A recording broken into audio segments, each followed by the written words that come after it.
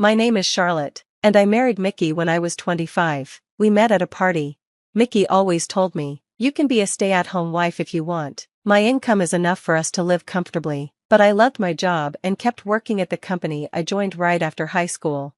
In the second year of our marriage, I decided to quit my job. The reason was a phone call from my father-in-law. He told me my mother-in-law had collapsed.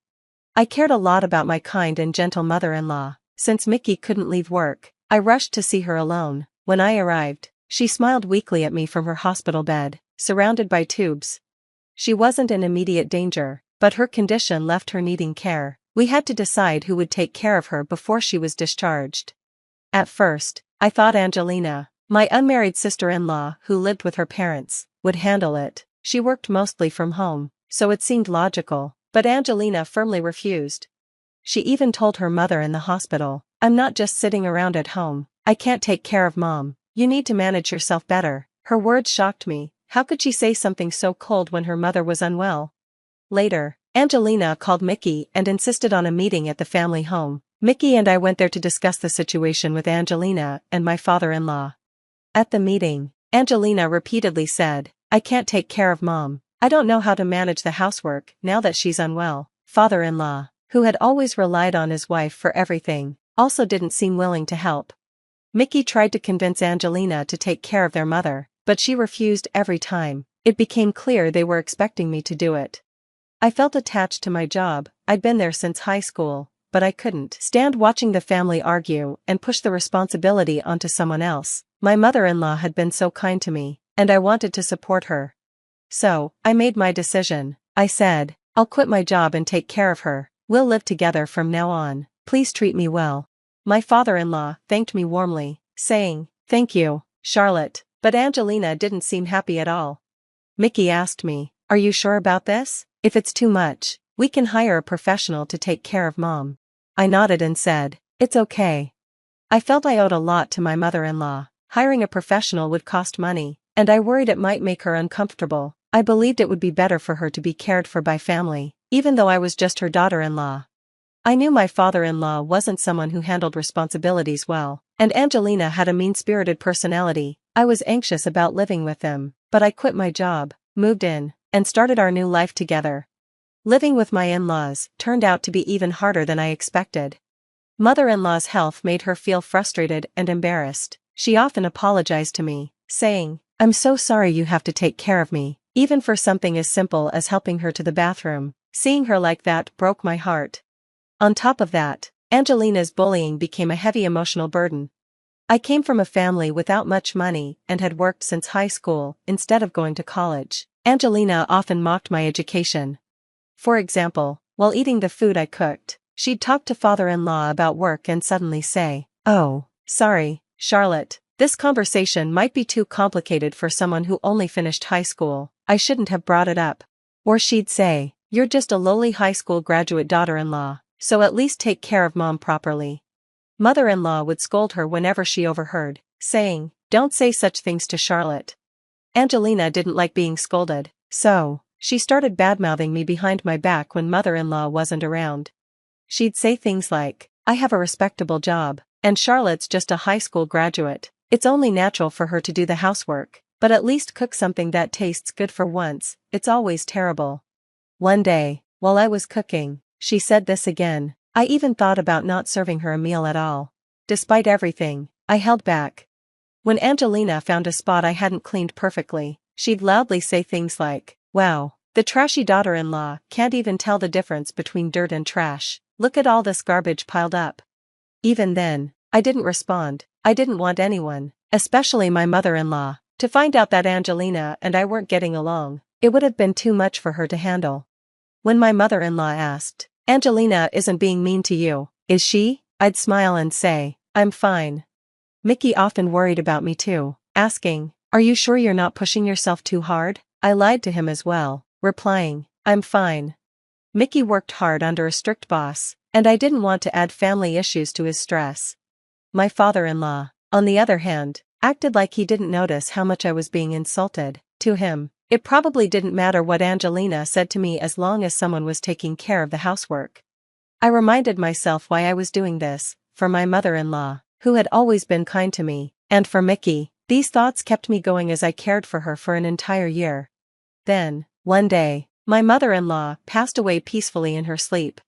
At the funeral, Angelina accused me through tears, saying, "Mama died because you didn't take proper care of her. You're such a useless, trashy daughter-in-law." Her words hit me hard. I had done everything I could for my mother-in-law, but now I couldn't stop wondering if it was my fault. Maybe I had missed something, and maybe I wasn't good enough.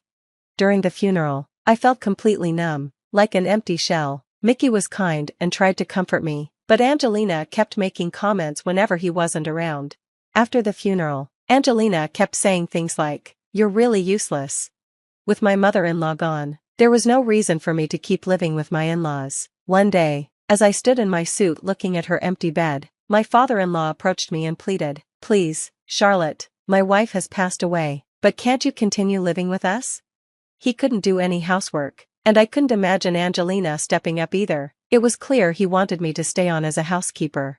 I was shocked, but more than anything, I was appalled that he'd make such a request right after my mother-in-law's funeral. I thought, this man only thinks about himself. I didn't answer right away. I told him, "I need to consult with Mickey, I can't decide on my own." He clung to me, begging, "Please, I'm begging you," but I stood firm, saying I'd talk to Mickey first. The conversation ended without any resolution. A few days later, Mickey said to me, "Charlotte, Mom has passed away. There's no need to live together anymore. Let's move out and live just the two of us. You've been through so much, haven't you?" I felt a huge sense of relief. I wanted to end this cohabitation too. With my mother-in-law gone, there was no reason to stay with Angelina, who insulted me, or with my father-in-law, who treated me like a housekeeper. Grateful for Mickey's understanding, we decided to leave the in-laws' house and start fresh as a couple. Our plan to move out was completely crushed by Angelina. "What? I won't allow you to leave," she shouted furiously when Mickey and I told her and my father-in-law about our decision. "Saying something like this right after Mom's gone is too heartless." Mickey defended me, saying, "It's not heartless. Charlotte took really good care of Mom. She deserves to be free now." Angelina snapped back, "A high school graduate like her can't find a job now. If she can't be useful to society, she should at least stay here and do housework to be useful to Dad and me." Mickey stood up for me again. "Charlotte was excellent at her job. You have no right to talk to her like that." Despite his protests, Angelina stormed out of the room, yelling, "Neither Mickey nor Charlotte is leaving this house." The discussion ended abruptly. But Mickey wasn't deterred. "We can just leave on our own," he said, and began looking for a new place. I started preparing for the move too, balancing housework and property searches while keeping things orderly to avoid Angelina's complaints. Unfortunately, Angelina noticed and started sabotaging me. When I organized our belongings, she'd scatter them around, shouting, "Heartless person, I'll never let you leave this house." When I made calls to real estate agents, she'd snatch my phone and tell them, "Please ignore that conversation, it's not happening." Her behavior became completely out of control. Mickey confronted her every time, but she just screamed back, "Your wife is the worst, you have no eye for women." Nothing ever changed. One evening during dinner, when Mickey and I were at our wits' end, Angelina suddenly spoke to me in an unusually cheerful tone. "Charlotte, tomorrow my fiancé is coming over. I know you're a useless piece of trash, but try to use your brainless head and read the room, okay?" I was used to being berated at the dinner table when Mickey wasn't around, but the word fiancé coming out of Angelina's mouth caught me off guard. I couldn't help but think, there's actually a man in the world who wants to marry her? It was rude, but I was genuinely shocked. Throughout dinner, she kept telling me to be a good girl tomorrow, and I responded vaguely, ending the day doing housework as usual. The next day, Angelina dressed more stylishly than I'd ever seen her and brought her fiancé, Randolph, to the house. He wore a well-fitted suit, was polite, and seemed intelligent. Again, I thought to myself, why would someone like him want to marry Angelina? As I prepared drinks, I overheard their conversation in the living room. Angelina was speaking in a sweet, cajoling voice to Randolph and my father-in-law. "That girl you saw earlier is Mickey's wife. She can't do anything. I do all the housework in this house, and I worked so hard to take care of our late mom. Honestly, I think Mom could have lived longer if that girl hadn't stressed her out so much." I froze. Her words felt like a slap in the face. I had been holding back for so long, enduring her insults so I wouldn't burden Mickey or my mother-in-law, but this time, the anger I'd suppressed all year came rushing out. Everything, every chore, every moment spent taking care of mother-in-law, was my work. Angelina never helped with anything. Determined, I walked into the living room with the drinks. Smiling, I greeted Randolph. "Hello, as you were introduced, I'm the high school graduate, bottom of the barrel, useless trash. Nice to meet you." Angelina let out a panicked shout. "What are you doing?" But I continued calmly. Angelina really guides me well. She evaluates every meal I make as tasteless, laughs while calling me trash cleaning trash, and blames me for mother-in-law's early passing because of my so-called incompetence. Angelina snapped. "What are you saying?" She stormed over and yanked my hair, screaming, "Stop it." Randolph looked shocked and confused, stammering, What is going on?" I felt sorry for him. Clearly, he had never seen this side of Angelina, but I hoped this moment would make him rethink marrying her. I felt like I had saved Randolph from a terrible situation, so I excused myself mentally for causing the chaos. "Well then, the trash will leave now," I said before walking out of the in-laws' house, taking only my valuables. Father-in-law sat silently, not wanting to get involved, while Angelina raged furiously and Randolph, near tears, tried to calm her down. Watching their reactions felt oddly refreshing.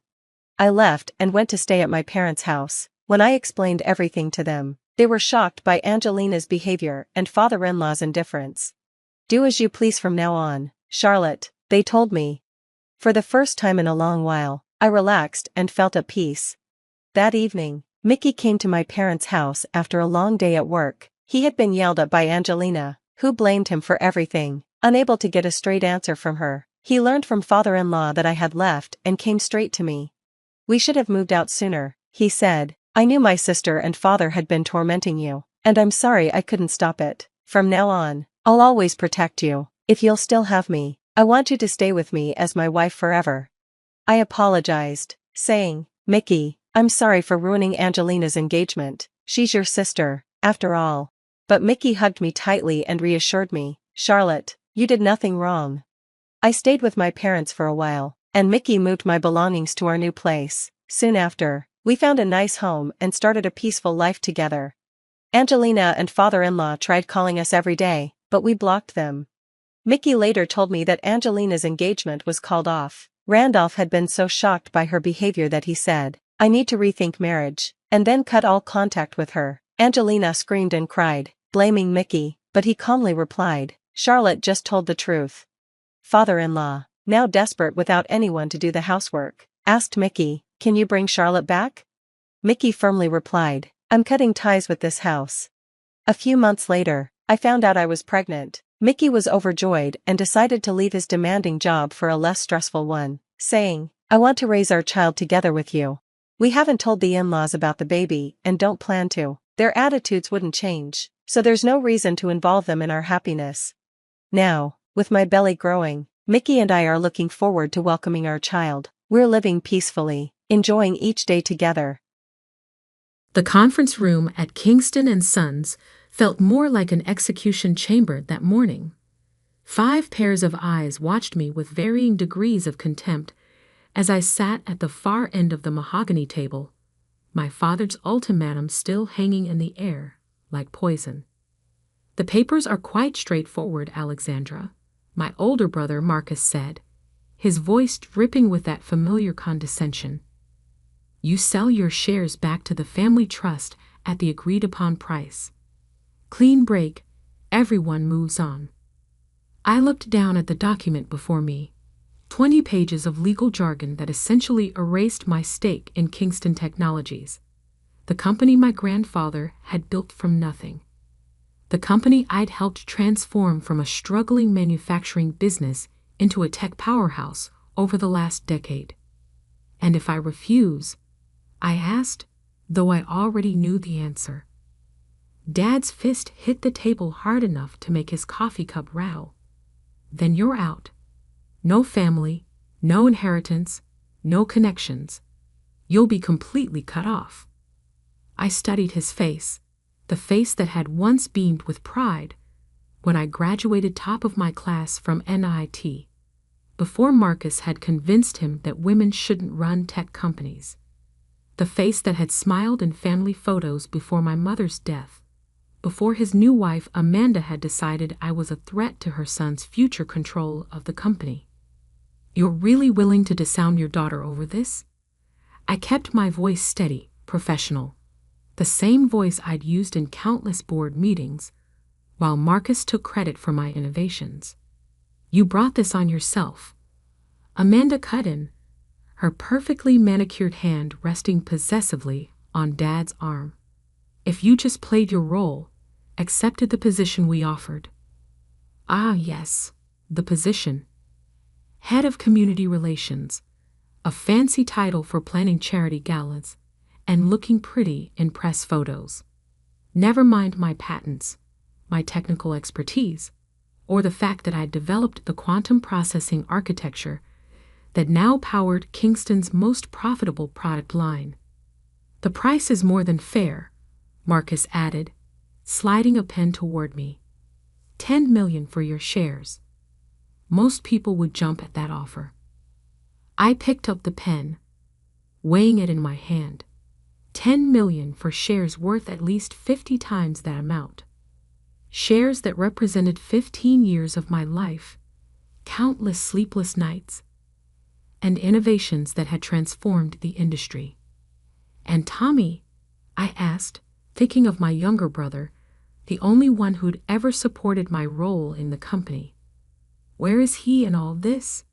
"Tommy understands what's best for the family," Dad growled. "Unlike some people." I noticed he didn't mention that Tommy was conspicuously absent from this meeting. Probably because he would have objected, would have reminded them of all I'd contributed. But Tommy was in Hong Kong, managing our Asian operations, conveniently far from this family coup. "The offer expires in 10 minutes, Marcus said, checking his Rolex, the same model he'd bought for all the board members last Christmas, using company funds, of course. "After that, we go with Plan B." Ah, yes, Plan B. The carefully orchestrated campaign to discredit me, to question my contributions, to suggest that my recent erratic behavior made me unfit for any role in the company. They'd been laying that groundwork for months. I looked around the table one last time.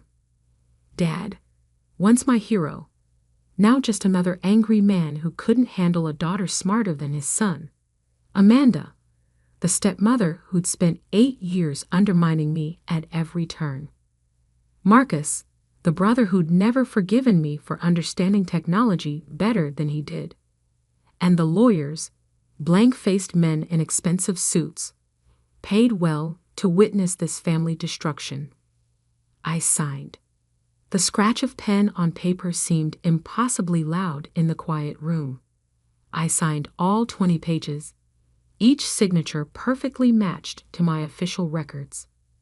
Then I stood, smoothing my charcoal gray suit, the same one I'd worn to Mom's funeral 5 years ago. Wonderful, Amanda practically purred.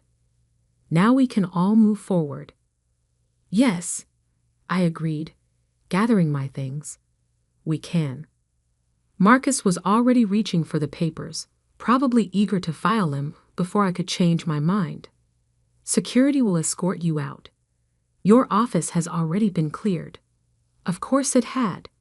They'd probably started packing it up the moment I entered the building. One question, I said, pausing at the door. Did any of you actually read the quarterly reports I submitted to the board?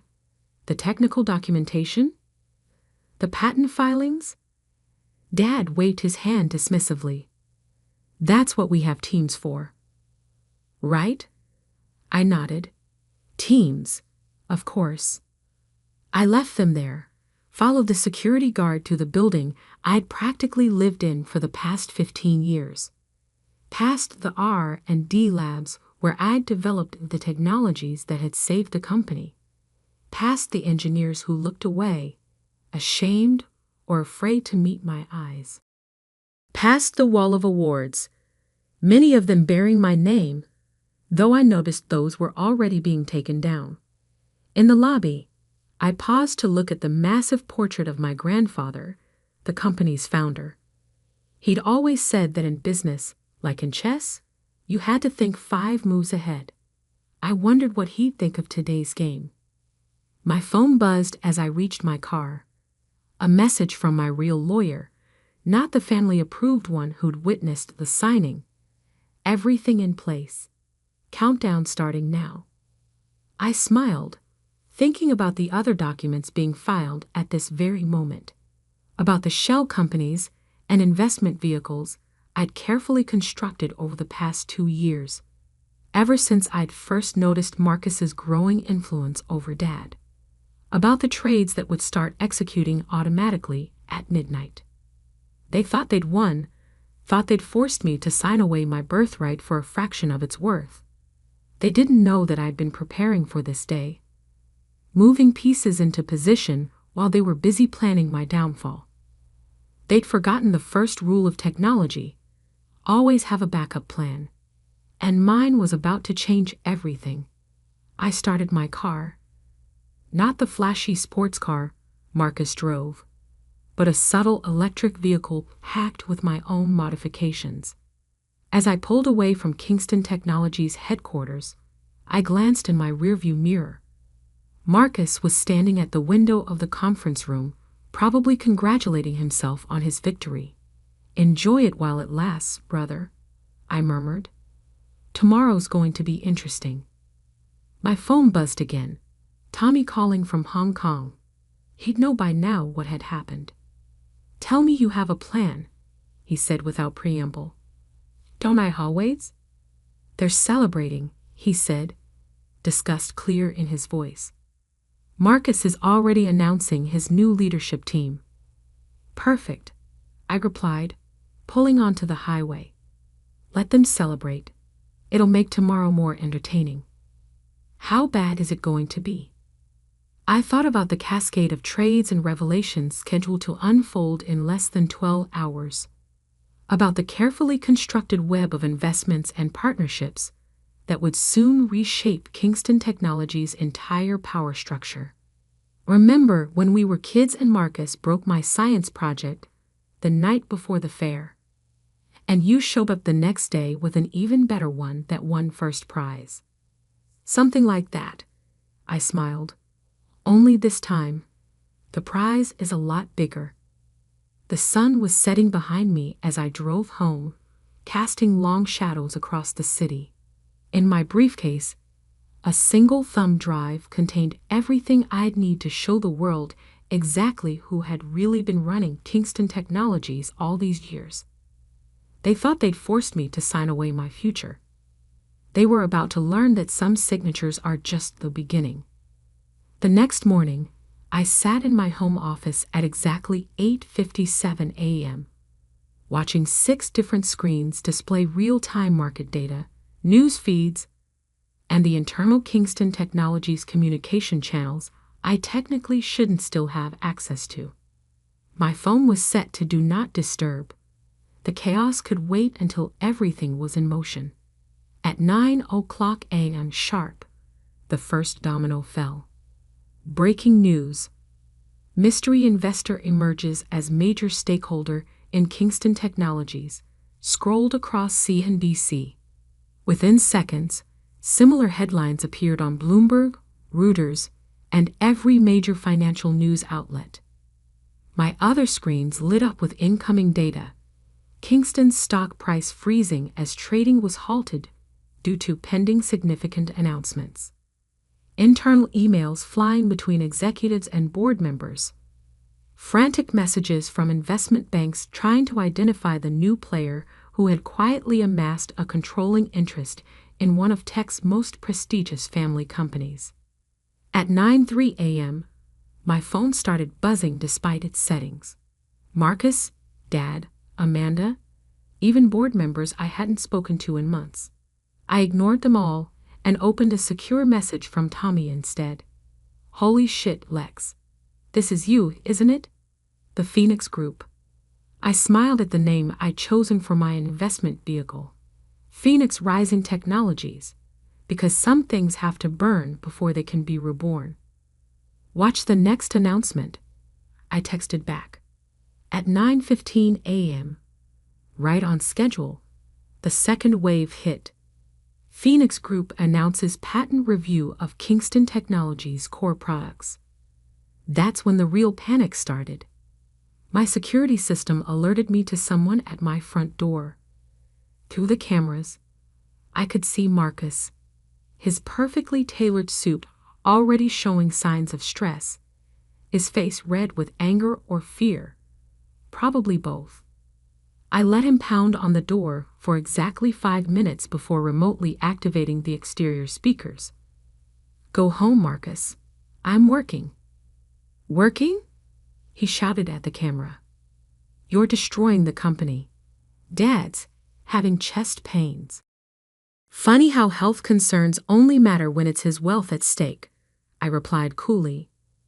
Where was that worry when he was forcing his daughter out of her own company? "This isn't a game, Alexandra. The stock is in freefall." Actually, I switched on the exterior display, showing him the same market data I was watching. Trading is just suspended. The freefall starts in about 20 minutes when it resumes. Unless what? His voice cracked slightly. Unless the board calls an emergency meeting, with all shareholders, including the new majority owner. He stared at the camera, realization finally dawning. "Phoenix Group, it's you? But how?" "We made you sell your shares." "You made me sell my direct shares," I corrected. "Did you ever wonder why I took such a low price without negotiating? Why I never fought the evaluation? Too busy celebrating your victory to check what else I might own."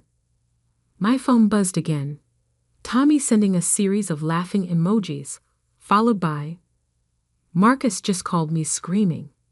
Dad's lawyer is having a meltdown in the executive boardroom." At 9:30 a.m., trading resumed. Kingston's stock dropped 30% in the first minute. "Alexander, please." Marcus was almost whimpering now. "We can talk about this. Whatever you want. Board seats, executive position, name your price." I activated the house's external screens, displaying the same presentation I'd been preparing for 2 years. Slides showing exactly how I'd built my position in the company. Small tech startups I'd quietly acquired, each holding crucial patents that Kingston's products depended on. Strategic investments made through shell companies, while Marcus was busy playing corporate politics. Key personnel who jumped ship with me, taking their expertise to companies now owned by Phoenix Group. "The price," I finally said, watching his face as he absorbed the information. "How about everything you tried to take from me? The company, the legacy, the future. All of it. Dad will never agree to this. Dad doesn't have a choice anymore. I own 51% of Kingston Technologies as of midnight. Check the SEC filings." He did, hands shaking as he pulled out his phone. I watched his face go pale as he verified the numbers. But the shares you signed over yesterday were less than 8% of my total holdings. Consider it a very expensive lesson in due diligence." My phone lit up with an urgent message from the board secretary. "Emergency meeting called for 11 a.m. Attendance mandatory for all major shareholders. You should go home and change." I told Marcus through the speaker. "You look a bit disheveled for such an important meeting." He stared at the camera for a long moment, mouth working but no words coming out. Finally, he turned and walked back to his car, shoulders slumped, looking nothing like the triumphant victor he'd been just yesterday. Once he was gone, I opened my secure line to Tommy. "You're patched into the executive boardroom feed," he said without preamble. "They're in complete meltdown. Amanda's already called 3 different lawyers. Dad's demanding to know how this happened. And you?"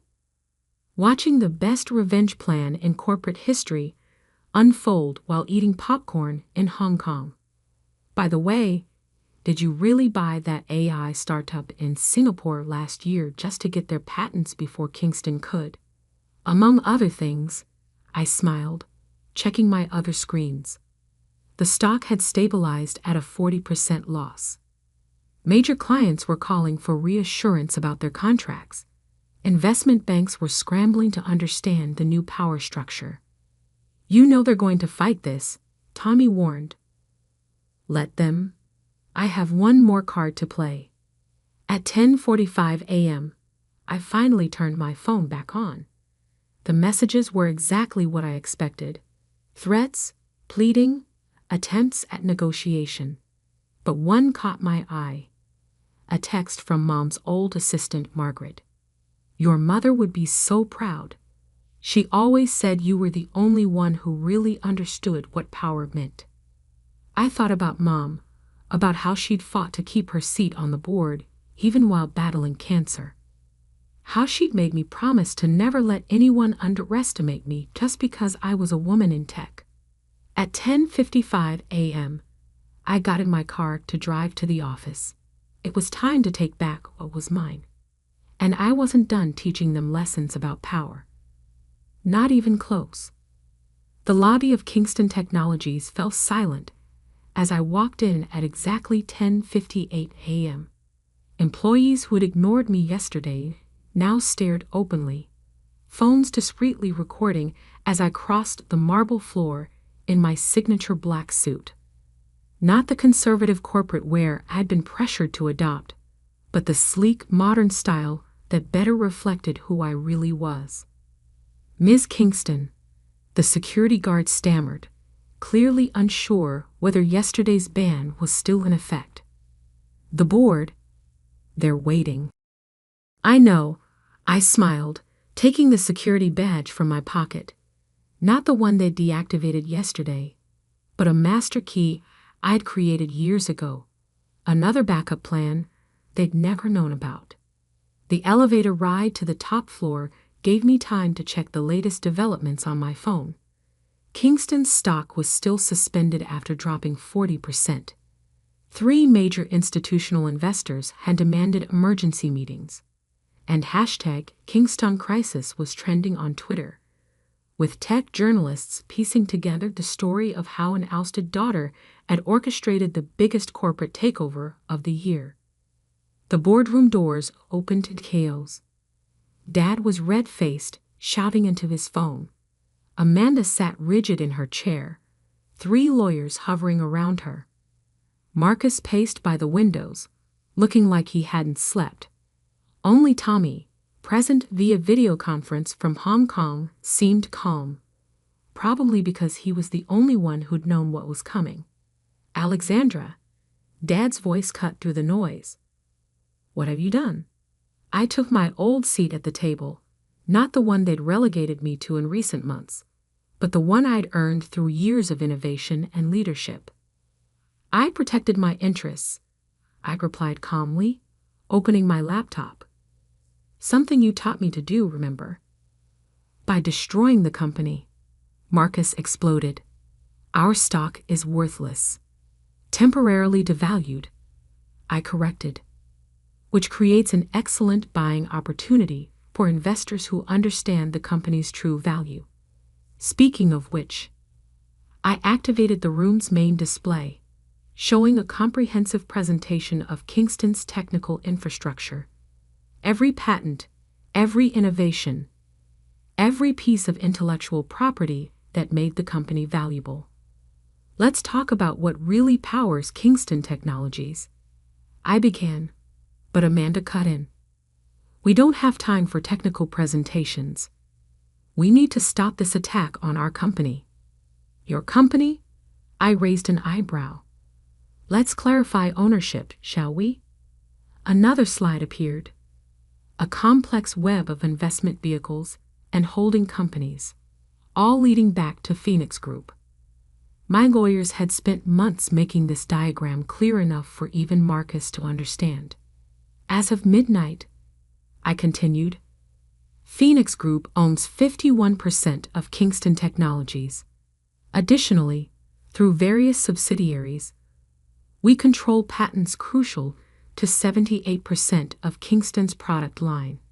Impossible, Dad whispered, but I could see the fear in his eyes. He was finally starting to understand. The shares you forced me to sell yesterday represented only a small portion of my holdings. While you were busy planning my removal, I was building something bigger. Something you couldn't take away.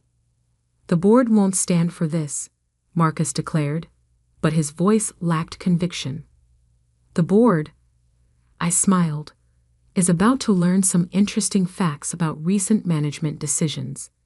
For instance, the real reason our Asian expansion struggled last quarter. Tommy?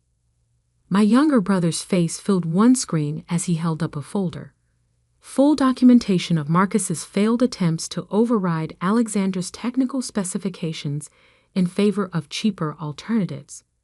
Cost to company, approximately $140 million. Marcus went pale. You kept records? I keep everything, I said quietly. Every meeting where you took credit for my work. Every time you undermined my authority. Every decision that put your ego ahead of the company's success. Alexandra, Dad started, his tone shifting to the one he used for business negotiations. Surely we can discuss this as a family. Family? I laughed, but there was no humor in it. Was it family when you threatened to disown me? When you let your wife systematically undermine me? When you chose Marcus's ambition over my expertise? I pulled up another document, the original company charter, written by my grandfather. Kingston Technologies will always prioritize innovation over politics, merit over privilege, vision over tradition. I read aloud. Grandfather understood what made a technology company successful. He knew it wasn't about family names or corporate titles. It was about creating something valuable. What do you want? Amanda asked, her perfectly maintained facade finally cracking. Everything, I replied simply. The company returns to its original mission. The board is restructured to prioritize technical expertise over political connections. And the leadership, I paused, letting them hang on my words, reflects actual contribution to the company's success. You want to be CEO, Marcus said flatly. No, I corrected him. I already am CEO. The board will simply be confirming it formally in about 10 minutes. Dad stood up so quickly his chair toppled backward. I won't allow this. Your permission isn't required, I said, pulling up the final document. This is a shareholders' meeting, and I hold the majority. But before we vote, you should know one more thing. I activated the last screen, a live feed from the patent office. Remember that quantum processing architecture that powers our most profitable products? The one Marcus has been taking credit for. In about 30 seconds, those patents transfer to Phoenix Group. Without them, Kingston Technologies loses 60% of its revenue overnight. The room erupted in shouts and protests, but I held up my hand. However, I continued once they quieted. I'm prepared to license those patents back to Kingston Technologies, under certain conditions. Name them, Dan said hoarsely. First, the company returns to its core values: innovation, merit, vision. Second, the board is restructured to include actual technical expertise. Third, I looked directly at Marcus.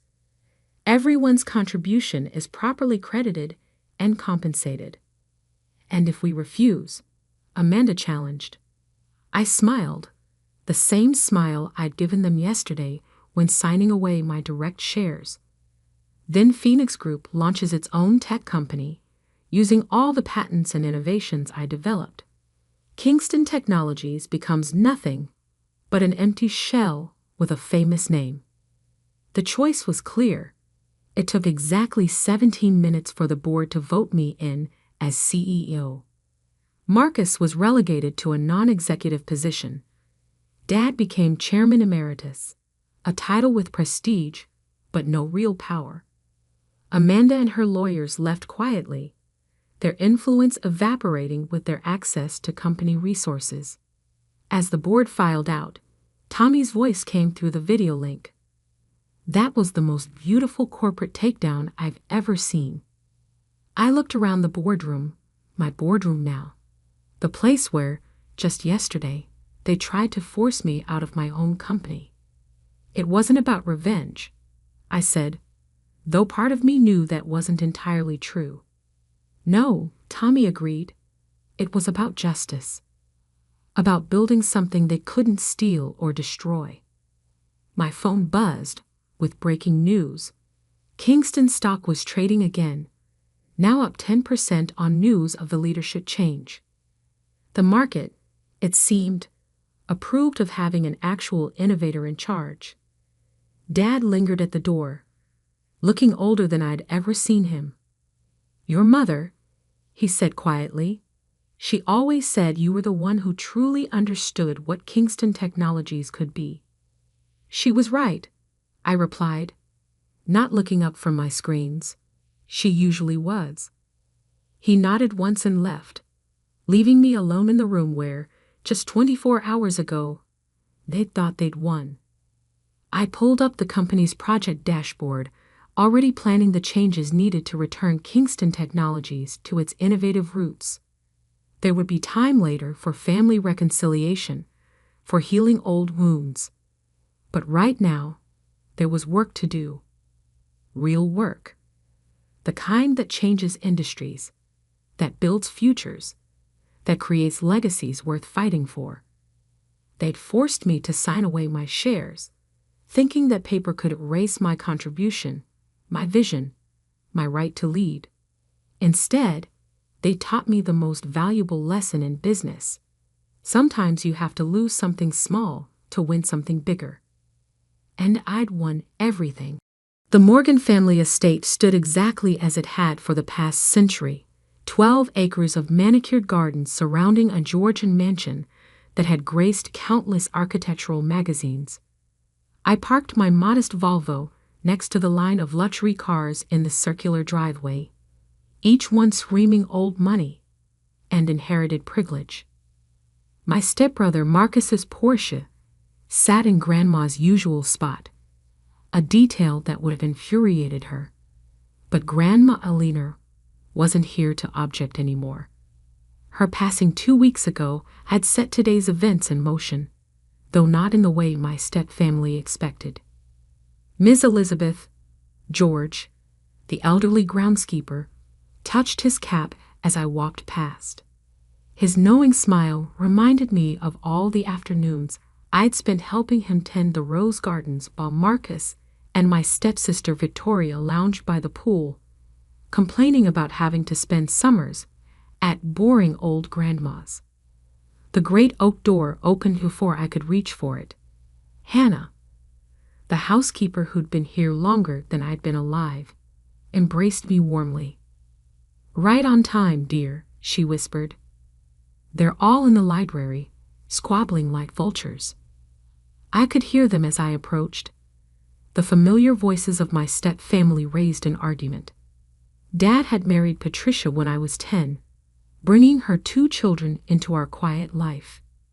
After his death 5 years later, they'd shown their true colors, slowly pushing me to the margins of the family while Patricia charmed her way into everyone's good graces. Everyone except Grandma Eleanor. The summer house should be mine. Victoria's voice carried through the hallway. I'm the one who spent every holiday with Grandma. Only because you were banned from Monaco for that credit card scandal, I thought, remembering how Grandma had rolled her eyes at Victoria's sudden devotion. The stock portfolio is the real prize, Marcus countered. And as the only one with an MBA, I had to bite back a laugh. His MBA had come from a diploma mill, bought with family money after he failed out of 3 legitimate universities. But that didn't stop him from calling himself a financial genius at every opportunity. The library doors were open, revealing the assembled family in all their entitled glory. Patricia perched on Grandma's favorite armchair like she already owned it, wearing the kind of black dress that was more fashion statement than mourning. Victoria sprawled on the leather sofa, scrolling through her phone while simultaneously arguing about her claim to the property. Marcus paced by the fireplace, his expensive shoes scuffing the antique rug Grandma had brought back from Morocco. Mr. Sullivan, the family lawyer, sat quietly at Grandma's desk, watching the performance with an expression I knew well. He'd called me last night. "You'll want to be there for this, Elizabeth." Eleanor made sure of that. I stepped into the doorway, and the temperature in the room seemed to drop 10 degrees.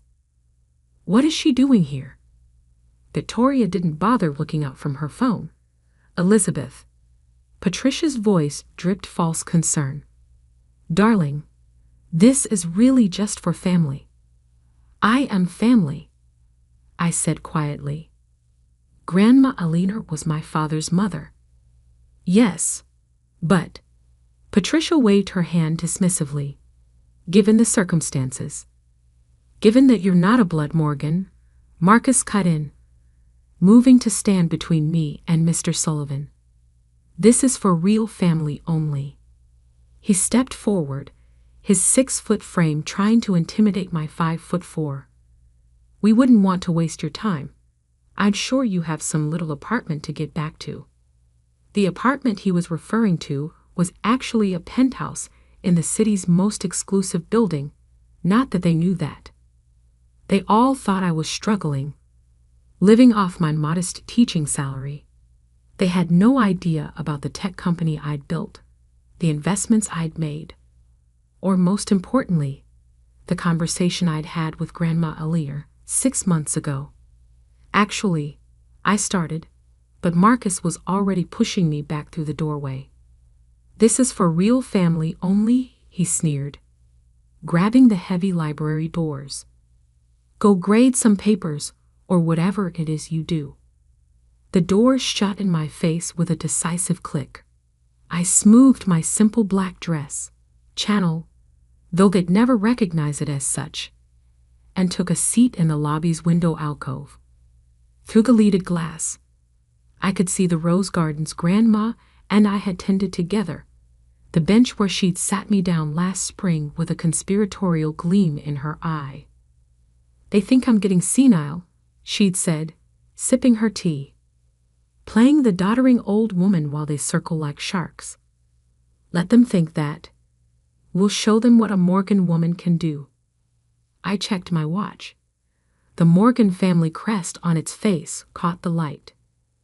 Grandma's graduation gift to me, along with the seed money for my company.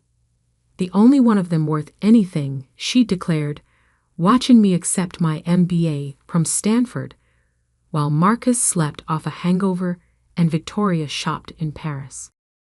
My phone buzzed. A message from my CFO. "Morgan estate transfer complete. All paperwork filed." I smiled, settling back to wait. In the library, I could hear Marcus starting his practice speech about his plans for modernizing the estate. Victoria's whining about her emotional connection to the summer house. Patricia's smooth assertions about honoring Eleanor's wishes. Then suddenly, silence. Mr. Sullivan must have opened the envelope. The screaming started exactly as I'd expected.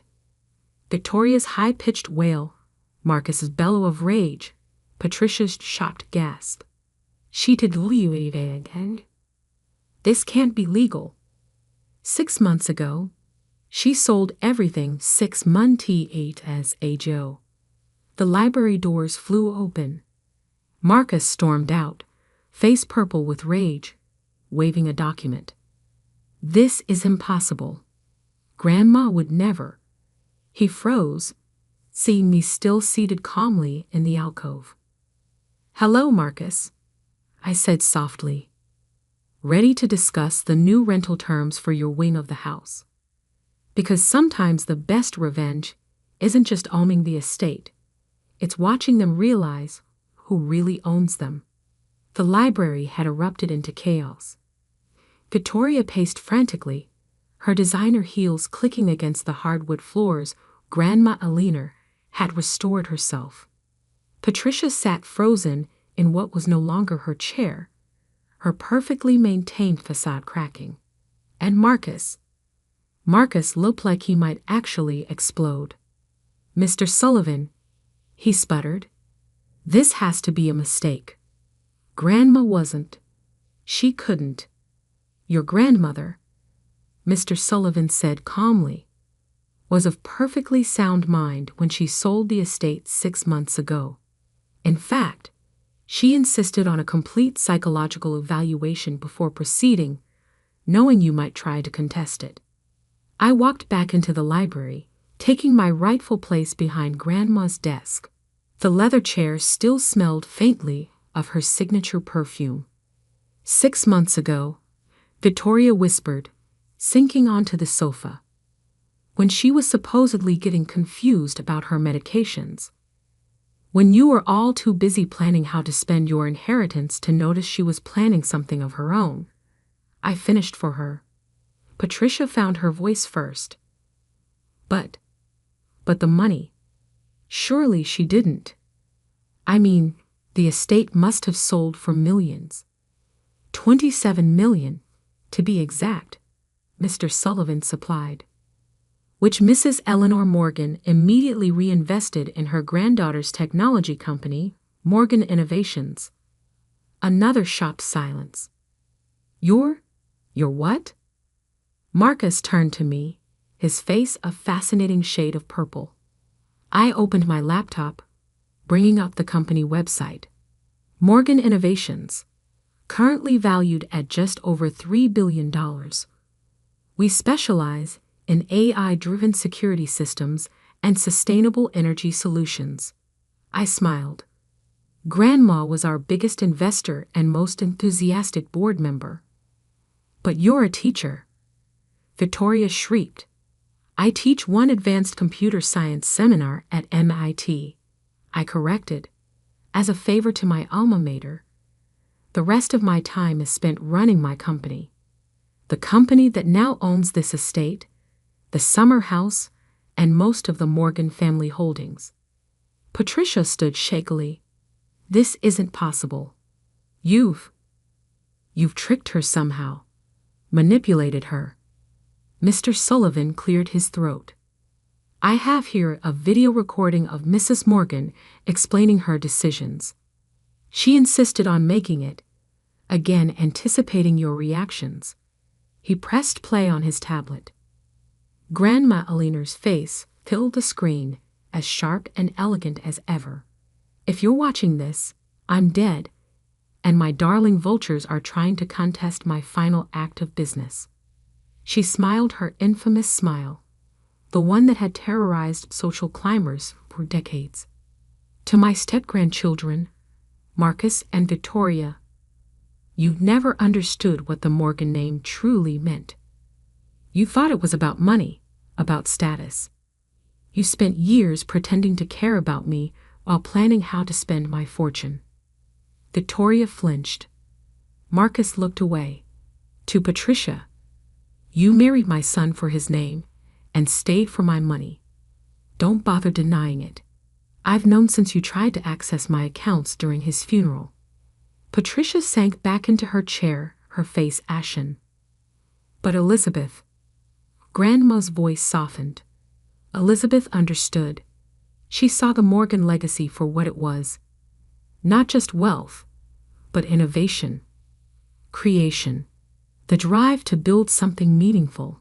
While you all were lounging by my pool and planning my death, she was building an empire. In secret, just like I did 60 years ago, when everyone said a woman couldn't run a business. I remembered that conversation, late one night in her study. How she'd recognized the code I was working on, understood its potential. how she looked at me and seemed not just her granddaughter, but a kindred spirit. So yes, Grandma continued, I sold her everything. Not gave, sold. Because Elizabeth understands that true value isn't in what you're given, but in what you earn. She paid full market price, through her own company, with her own money. Money she made while you were all sneering at her little teaching job. The recording ended. In the silence that followed, you could hear the antique grandfather clock ticking away the seconds of their entitlement. Now, I said, pulling out a stack of folders, let's discuss your living arrangements. Our what? Marcus's voice cracked. Your rental agreements. While I have no intention of evicting you immediately, you'll understand that as the new owner, I need proper contracts in place. Market rate rent, of course. Market rate? Victoria looked faint. But I don't have an income, I finished. Yes, I know. Fortunately, Morgan Innovations is always hiring. Your resume is a bit thin, but I'm sure we can find you an entry-level position, something where you can learn actual skills. Marcus drew himself up, trying to regain some dignity. Now see here, this is our home. No, I cut him off. This was Grandma's home, which she sold to me. Your sense of entitlement doesn't constitute ownership. I opened the first folder. Now about that MBA you claim to have. The color drained from his face. Fraud is such an ugly word, I continued. I prefer to think of it as an opportunity for growth. You can either sign a legitimate rental agreement and accept a position in our corporate compliance department, where you'll learn about actual business ethics, or you can try explaining your fake credentials to the board of your investment firm. Your choice. Patricia stood up, smoothing her designer dress. Elizabeth, surely we can discuss this reasonably. As family. Family? I looked up at her. Like when you canceled my college fund after Dad died? Or when you told the country club I was unfortunately unstable when I started my company instead of joining your social circle? She sat back down. Mr. Sullivan, I said, please distribute the rental agreements. They have until Friday to sign or vacate. Victoria burst into tears. Real ones this time, not the calculated sobs she usually employed. Marcus looked like he was having trouble breathing. Patricia just sat there, probably calculating how many of her society friends would hear about this. Oh, and one more thing, I added, picking up Grandma's favorite fountain pen. The staff, Hannah, George, everyone you've been treating like servants instead of the family they actually are, they all get to stay, with significant raises and full benefits. Through the window, I could see George tending the roses we planted together. Hannah appeared in the doorway, carrying a tea service, Grandma's best china. Your usual Earl Grey, Miss Elizabeth? She asked, her eyes twinkling. Yes, thank you, Hannah. I sat back in what was now my chair, in what was now my library, in what had always been my true home. I believe we have some long overdue changes to discuss, because sometimes the best revenge isn't just taking back what's yours. It's using it to build something better than they could ever imagine. 3 months after the inheritance revelation, the Morgan estate had transformed. The East Wing, once Marcus's private party haven, now housed Morgan Innovations' new AI research center. The pool house where Victoria had spent countless hours sunbathing had become a state-of-the-art conference facility. And Grandma Alina's beloved gardens had been expanded, with a new sustainable greenhouse that powered half the property. I sat in the library, my library now, reviewing the latest changes when Hannah brought in my morning coffee. The contractors finished the solar installation, she reported, setting down the cup. And Miss Victoria actually arrived on time for her training session today. That made me look up. Really? How's she doing? Sarah in HR says she's showing surprising aptitude for project coordination. Once she stopped complaining about having to work, that is. I smiled, remembering Victoria's face when I'd explained that her new entry-level position included managing the estate's renovation projects. You want me to work with contractors? She's learning, I said, taking a sip of coffee. How's Marcus adjusting to the compliance department? Hannah's eyes twinkled. Well, after he accidentally exposed his own fake MBA during his first audit, he's been surprisingly dedicated to understanding actual business ethics. The irony wasn't lost on either of us. Marcus, who'd spent years bragging about his business acumen, was now learning the basics from entry-level compliance training. My phone buzzed. A message from Mr. Sullivan. Patricia's here. Says it's urgent. I sighed. Send her in. Patricia entered looking distinctly less polished than usual. The designer outfits had been replaced by something more practical, and her perfect manicure showed signs of actual work. Elizabeth, she began, then stopped, taking in the changes to the library. The antique furniture remained. Grandma's taste had always been impeccable, but now it shared space with cutting-edge technology. Holographic displays showed real-time business data, while the old oak shelves held both leather-bound classics and digital archives. The country club board meeting was this morning, she said finally. Ah, so that's what this was about. They're revoking my membership. Her voice cracked slightly. Apparently, living in rental property doesn't meet their ownership requirements. How unfortunate, I said mildly, remembering all the times she'd used that same club to exclude me. Though I hear the public golf course is quite nice. Elizabeth, please. She sank into a chair. I know I've made mistakes. Mistakes? I set down my coffee. Like canceling my college fund? Or telling everyone I was mentally unstable when I started my company? Or perhaps you mean the mistake of trying to access Grandma's accounts during my father's funeral. She flinched at each example. I was wrong. About everything. About you. Yes, I agreed.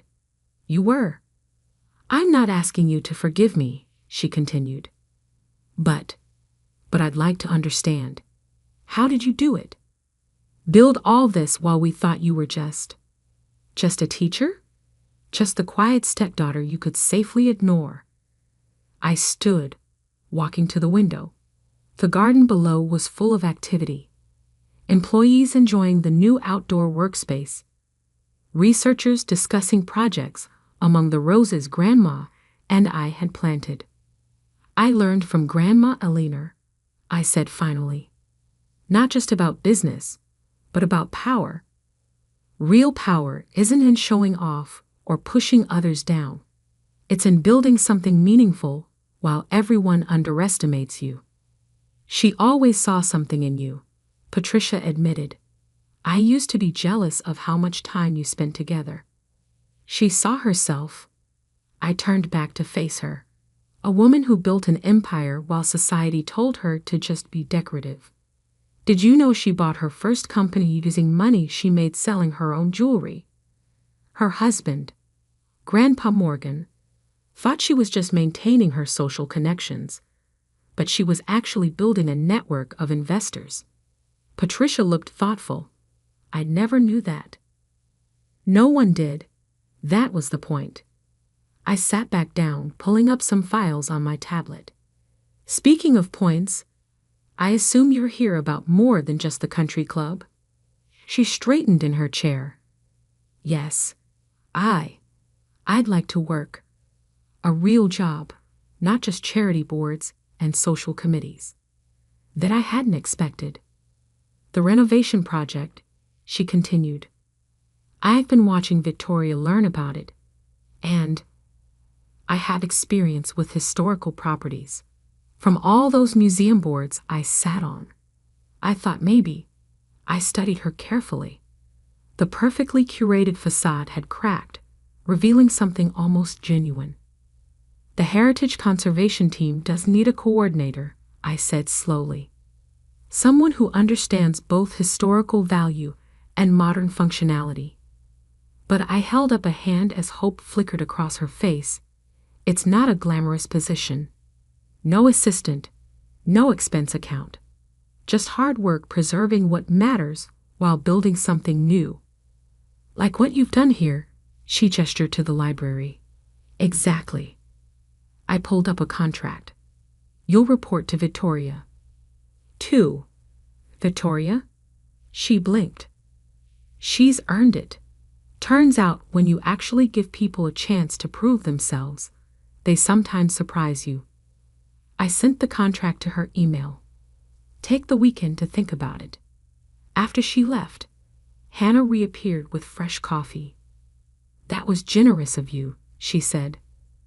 We'll see if she actually takes it. I checked my schedule. The board meeting starts in 10 minutes. Is everything ready in the new conference room? Yes, though Marcus is nervous about presenting his first compliance report. I smiled. Good. A little nervousness keeps people honest. The estate hummed with activity as I walked to the conference room. Employees, many of them local kids who'd never dreamed of working in tech, collaborated in spaces that had once hosted only idle gossip and social climbing. The old Morgan money had transformed into something productive, innovative, meaningful. In the hall, I passed the portrait of Grandma Alina in her prime, elegant, sophisticated, and secretly powerful. The artist had captured the gleam in her eye, that hint of hidden strength that most people missed. My phone buzzed again.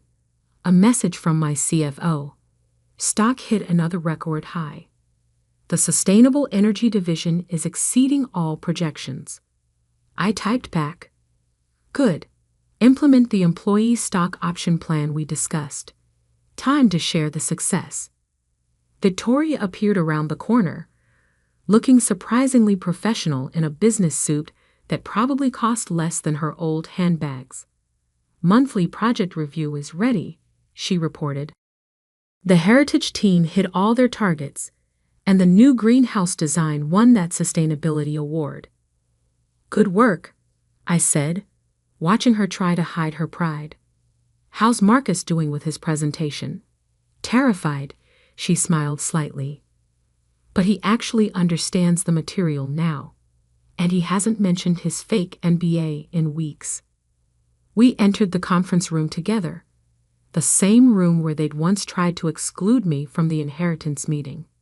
Now it was filled with actual business leaders, innovators, and employees who'd earned their positions. Marcus stood at the podium, wearing a modest suit and a nervous expression. Patricia sat quietly in the back, taking notes about the historical features we were preserving. And through the windows, George tended the gardens where Grandma and I had planned all this years ago. Ready to begin? I took my place at the head of the table, because sometimes the best revenge isn't just succeeding, it's creating a legacy that transforms everyone it touches, even those who never thought they needed transformation. And as I looked around at what the Morgan estate had become, I knew Grandma Alina would be proud, not just of me, but of how her final chess move had forced everyone to become better versions of themselves. The antique clock chimed 10, and I called the meeting to order. After all, we had an empire to run, the right way, this time. The crystal glasses clinked against the mahogany dining table as my father's laughter echoed to our family home. It wasn't the warm kind of laughter that makes you feel safe.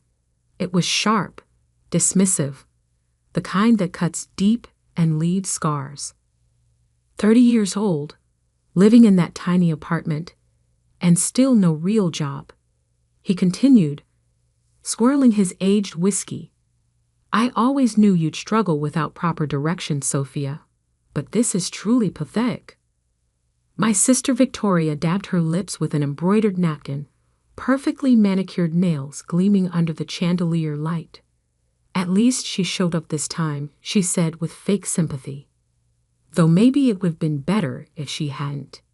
I sat there, quietly cutting my steak into precise squares, just as I had done at countless family dinners before.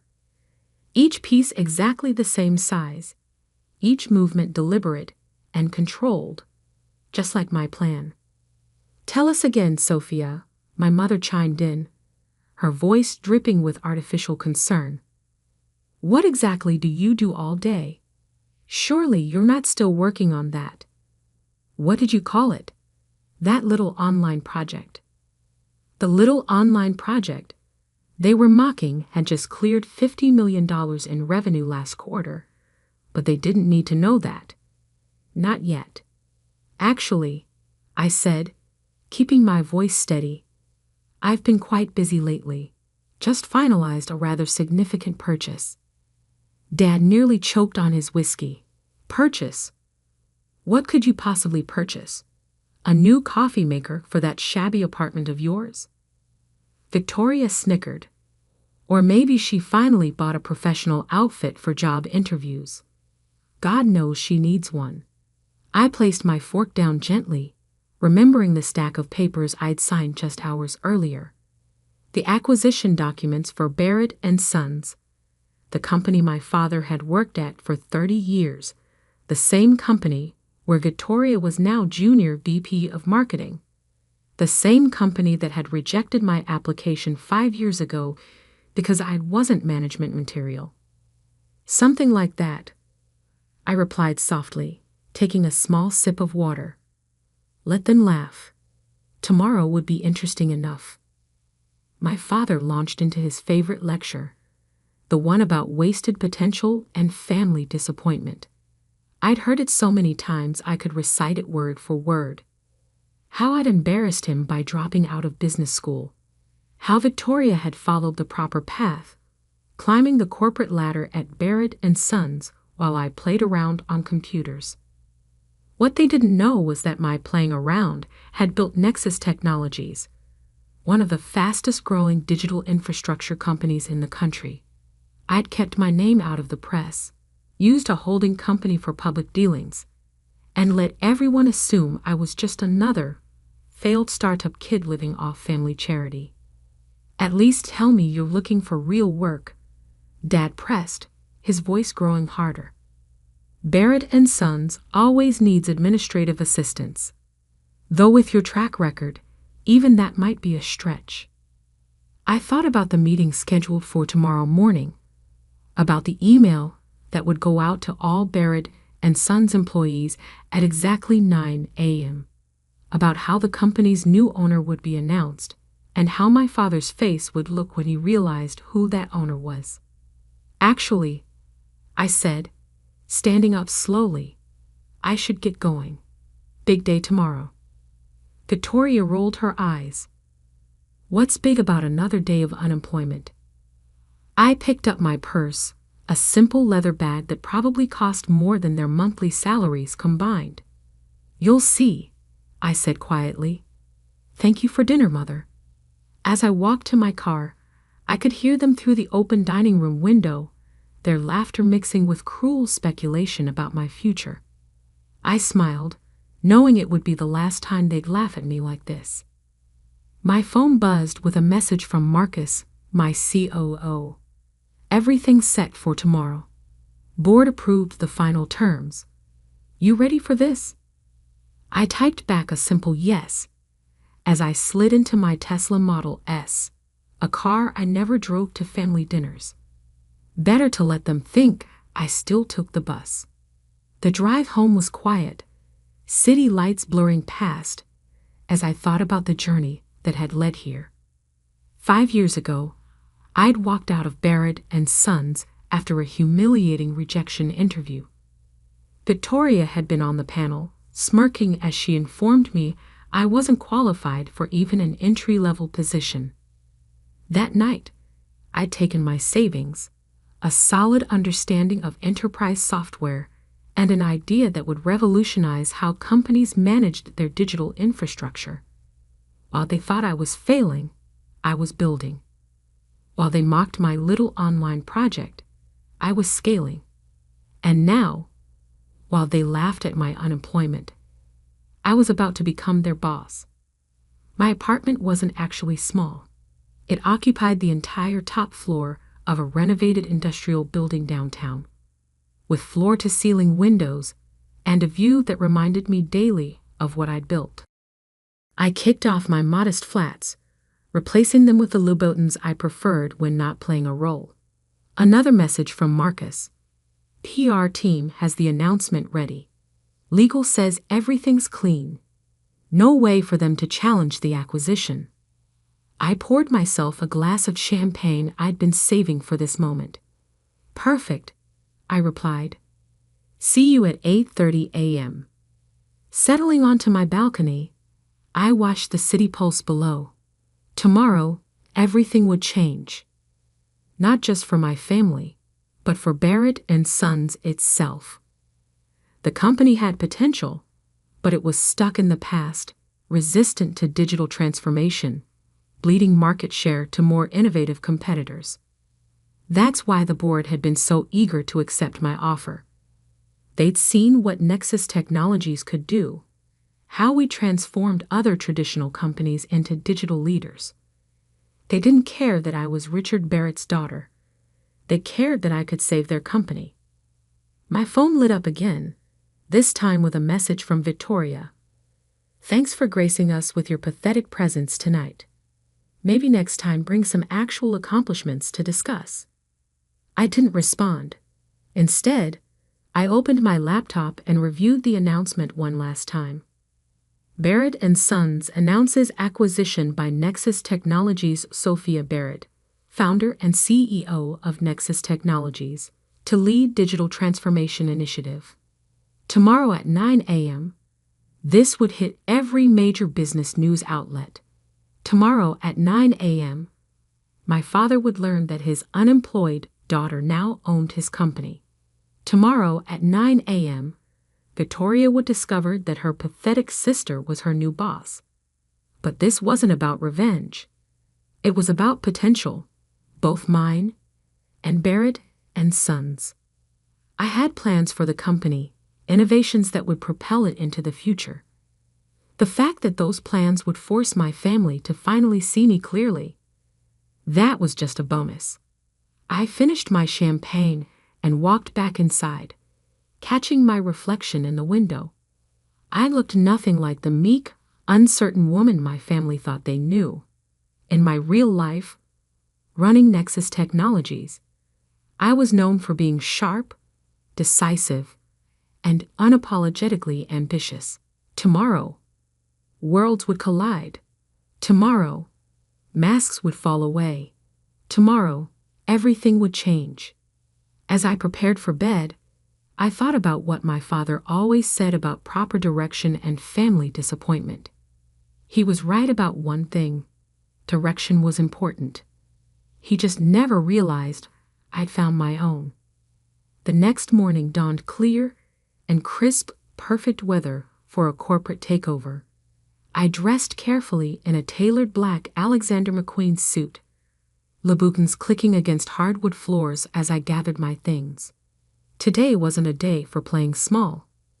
Marcus met me in the lobby of Barrett and Sons headquarters at exactly 8:30 a.m. He looked sharp in his usual dark suit, tablet in hand, ready for what promised to be an interesting morning. Board's already here, he said, falling into step beside me. Security's been briefed. HR has the new organizational charts ready to distribute. Everything's in place. I nodded, feeling the weight of the moment. And my father? Victoria? Both arrived early. They're in their offices. No idea what's coming. The elevator rode smoothly to the top floor, where the board was waiting in the main conference room. Through the glass walls, I could see my father in his office down the hall, probably reviewing reports, completely unaware that his world was about to shift. At precisely 9 a.m., as planned, every computer in the building displayed a mandatory meeting notification. At the same time, the press release went live, and my family's phones would be lighting up with the news they never saw coming. I straightened my shoulders and took a deep breath. Time to step into the light. "Ready?" Marcus asked, hand on the conference room door. I smiled, thinking of last night's dinner, of all the dinners before it, of every dismissive laugh, every cruel comment, every moment they underestimated me. "Oh yes," I said quietly. "I've been ready for years." The door opened, and I walked in to take my place at the head of the table. The board members stood respectfully, already aware of what was about to unfold. Through the glass walls, I could see employees gathering, phones in hand, whispering as they read the announcement. And then I heard it, my father's voice, loud and confused, echoing down the hallway. "What the hell is this? This has to be a mistake." I smiled. The show was about to begin. My father's footsteps thundered down the hallway, each step heavy with confusion and rage. Through the glass walls of the conference room, I watched him approach, his face reddening as he gripped his phone so tightly his knuckles turned white. Behind him, Victoria hurried to keep up, her designer heels stumbling slightly as she tried to maintain her usual composure. My father's footsteps thundered down the hallway, each step heavy with confusion and rage. Through the glass walls of the conference room, I watched him approach, his face reddening as he gripped his phone so tightly his knuckles turned white. Behind him, Victoria hurried to keep up, her designer heels stumbling slightly as she tried to maintain her usual composure. The board members exchanged knowing glances. They'd been prepared for this moment, briefed on the likelihood of a scene. I remained standing, calm and steady at the head of the table, as my father burst through the door. "What is the meaning of this?" he demanded, thrusting his phone forward.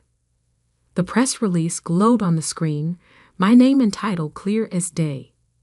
Sophia Barrett, CEO of Nexus Technologies?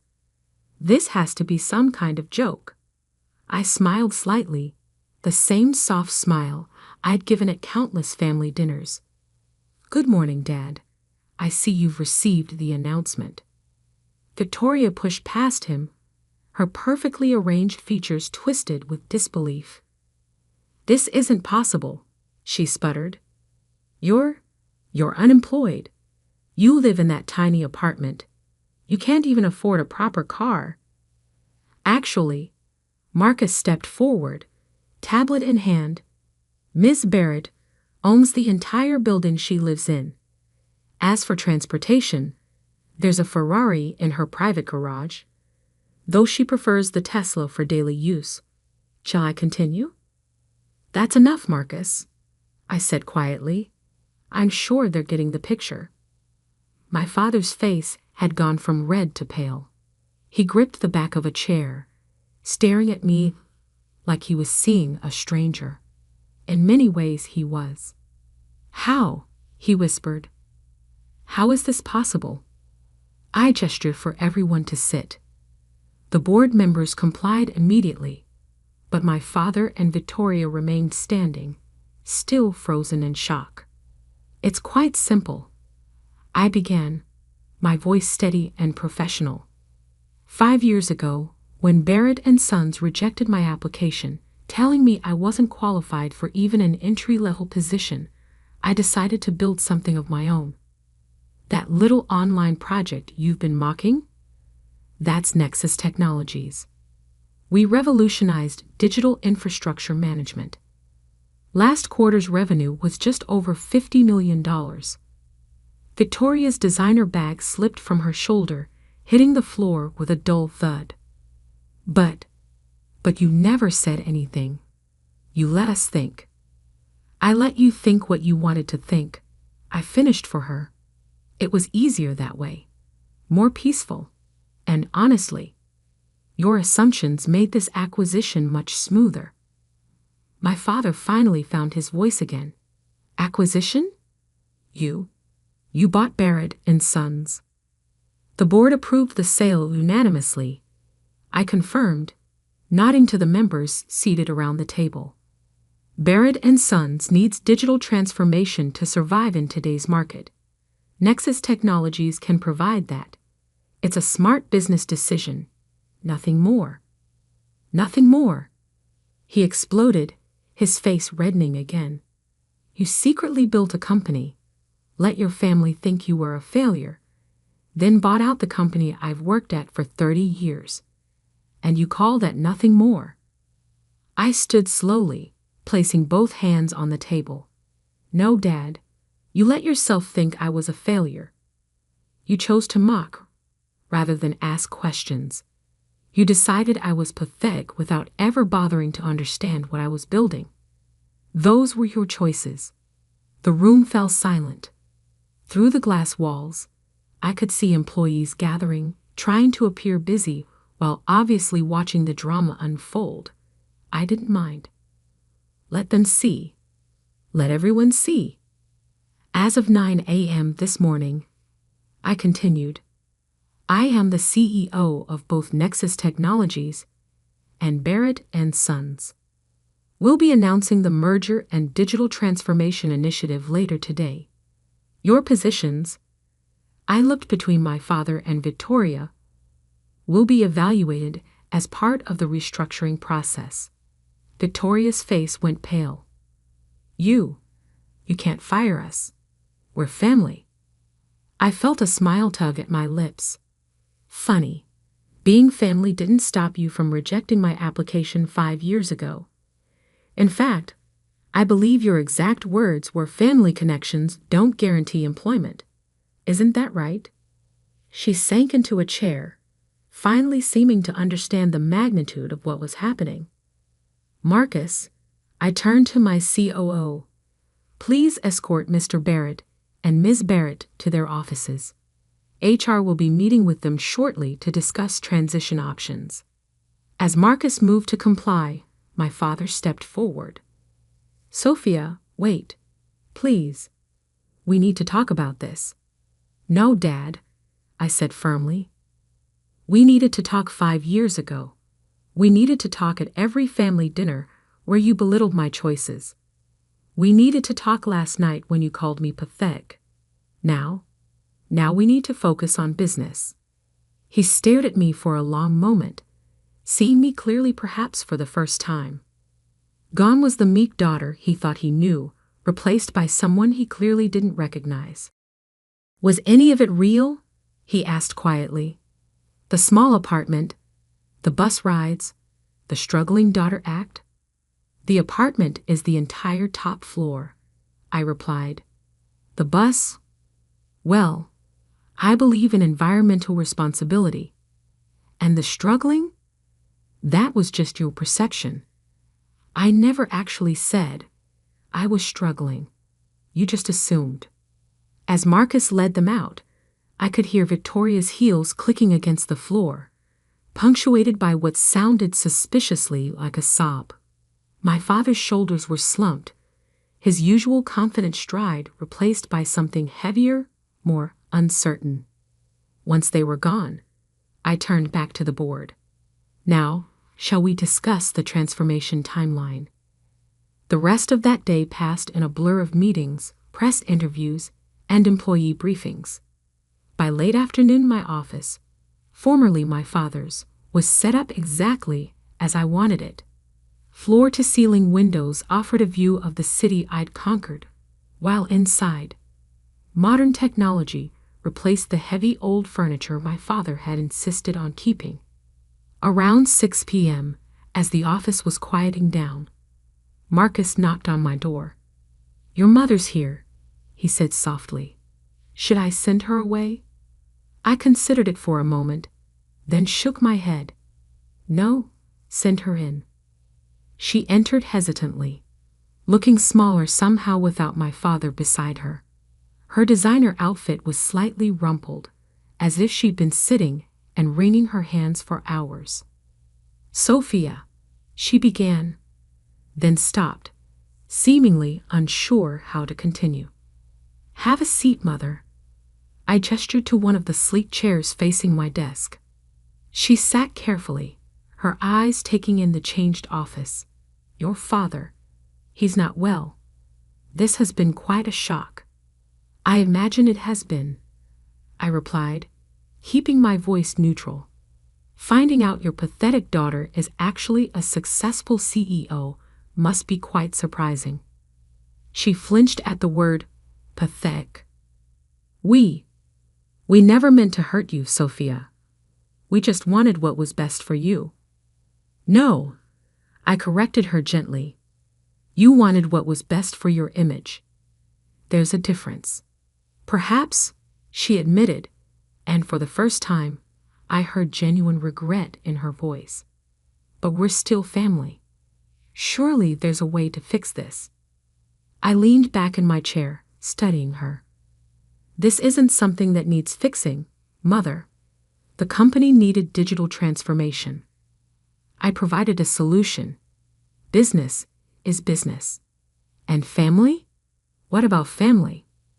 "Family," I said slowly, "is what you make of it. For years, you and Dad and Victoria made it clear what you thought of me. Now it's my turn to show you who I really am." She stood, smoothing her skirt with trembling hands. "And who is that exactly?" I smiled, not unkindly. "Someone who built something meaningful, while you were all too busy laughing to notice. Someone who values actions over appearances. Someone who won't apologize for success, even if it makes others uncomfortable." She nodded slowly, then turned to leave. At the door, she paused. "Your father? He's proud, you know." Beneath the shock and anger, I can see it. He's proud, and terrified, and ashamed all at once. "Good," I said softly. "He should be." After she left, I walked to the window, watching the sunset paint the city in shades of gold and purple. My phone buzzed with a message from Victoria. "I'm sorry for everything. Can we talk, please?" I didn't respond immediately. Instead, I thought about the long game, about how success isn't just about proving others wrong. It's about proving yourself right. About how sometimes the quietest person in the room is the one you should watch most carefully. Finally, I typed back, "Monday, 9 a.m. We'll discuss your role in the new organization." Another message appeared, this time from my father. "You've outdone yourself, Sophia. I never saw it coming. I'm sorry I never saw you." This one, I left unanswered. Some revelations don't need a response. Sometimes silence speaks volumes. Marcus appeared in the doorway. "Car's ready whenever you are, boss." I gathered my things, taking one last look around the office that had once represented everything I couldn't have. Now it was just another milestone on a journey that was far from over. "You know," Marcus said as we walked to the elevator, "I've never seen anyone pull off a takeover with quite so much style." I laughed softly. "It wasn't about style, Marcus. It was about substance, something my family never quite understood." The Tesla waited in the underground parking garage, sleek and silent. As we drove through the evening traffic, I thought about last night's dinner, about how different everything would be now. No more hiding, no more pretending, no more quiet smiles while they laughed. "Where to?" Marcus asked. "Your place?" I shook my head. The office. Nexus Technologies. We've got a merger to plan. Because that's the thing about success. It's not an endpoint. It's a beginning. And I was just getting started. 3 months later, Barrett and Sons had been fully integrated into Nexus Technologies. The digital transformation was ahead of schedule. Profits were up, and employee satisfaction had improved dramatically. Victoria had accepted a position in marketing, humbled but determined to prove herself on merit alone.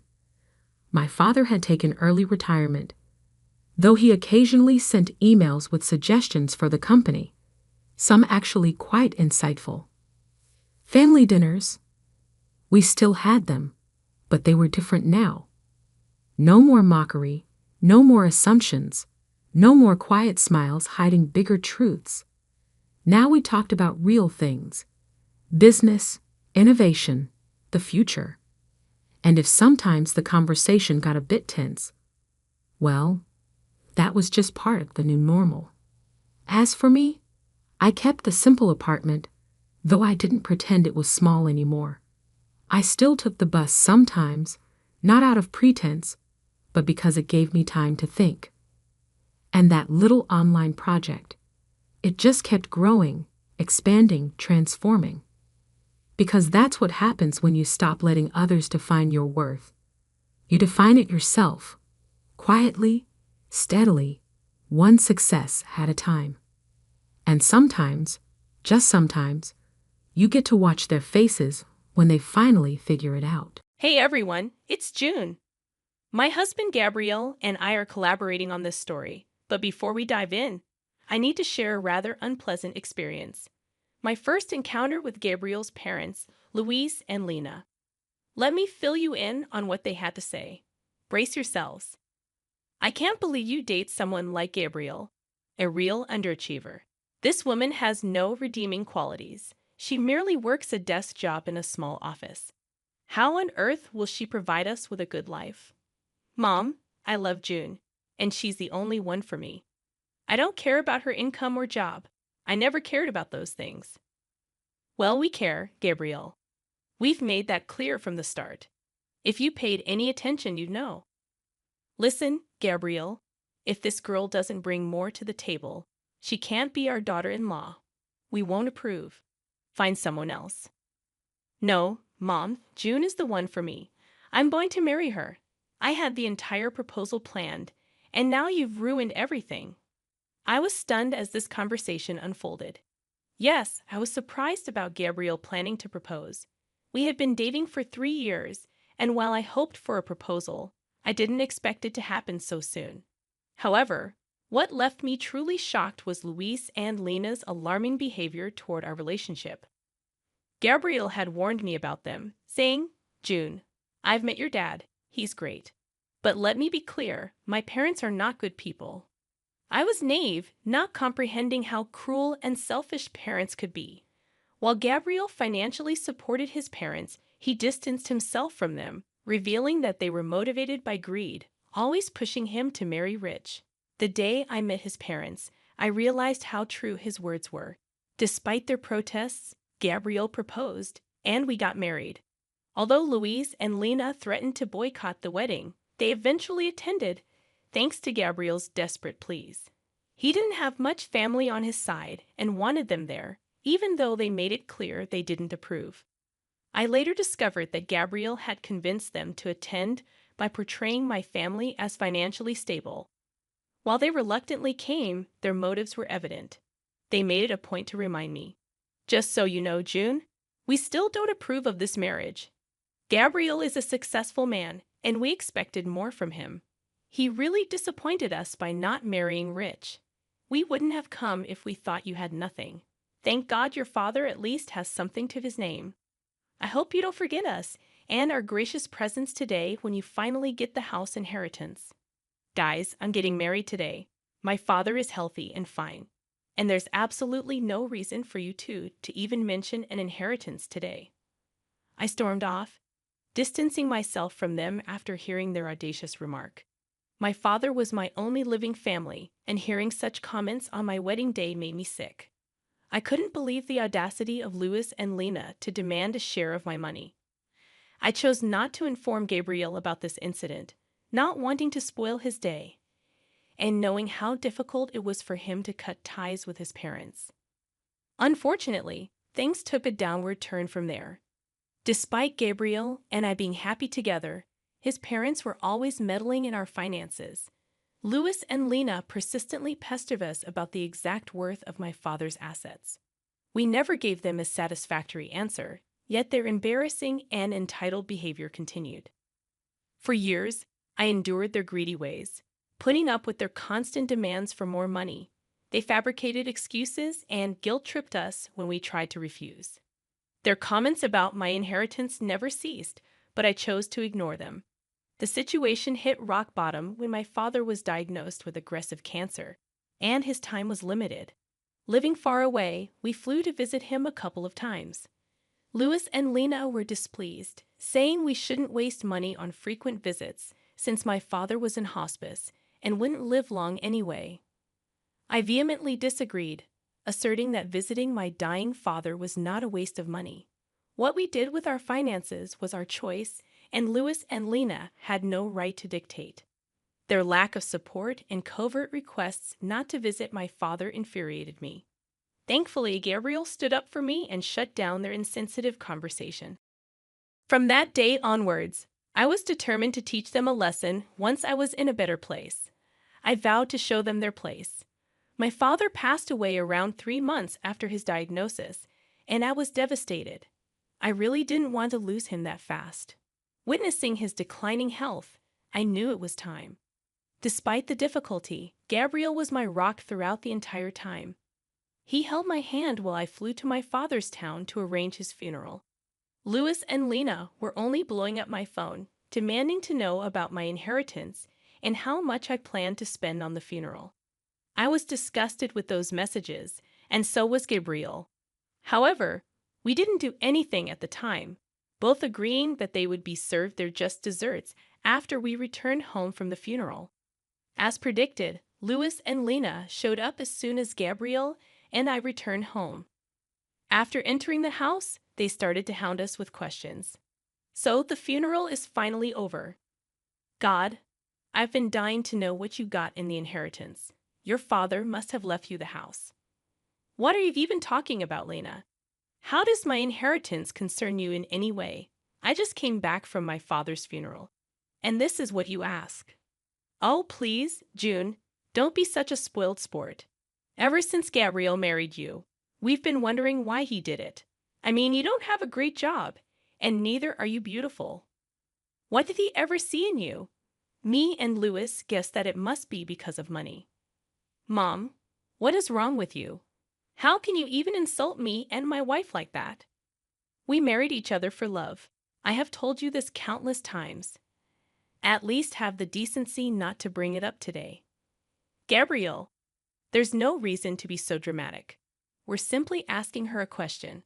Your wife can just answer us and satisfy our curiosity. We don't mind if you marry June for money. In fact, we would be happy to know that you've bagged the great prize. You are truly horrible parents to accuse your own son of being a gold digger. You two are insane. I wonder how a great man like Gabriel was born to such disgusting people. Enough with the small talk, June. Tell us what you got in your inheritance. This is the day I was waiting for. Your father must have left you something. Gabriel told me that he lived in a big house. You could just tell now and buy us a house instead. We will make great use of the money.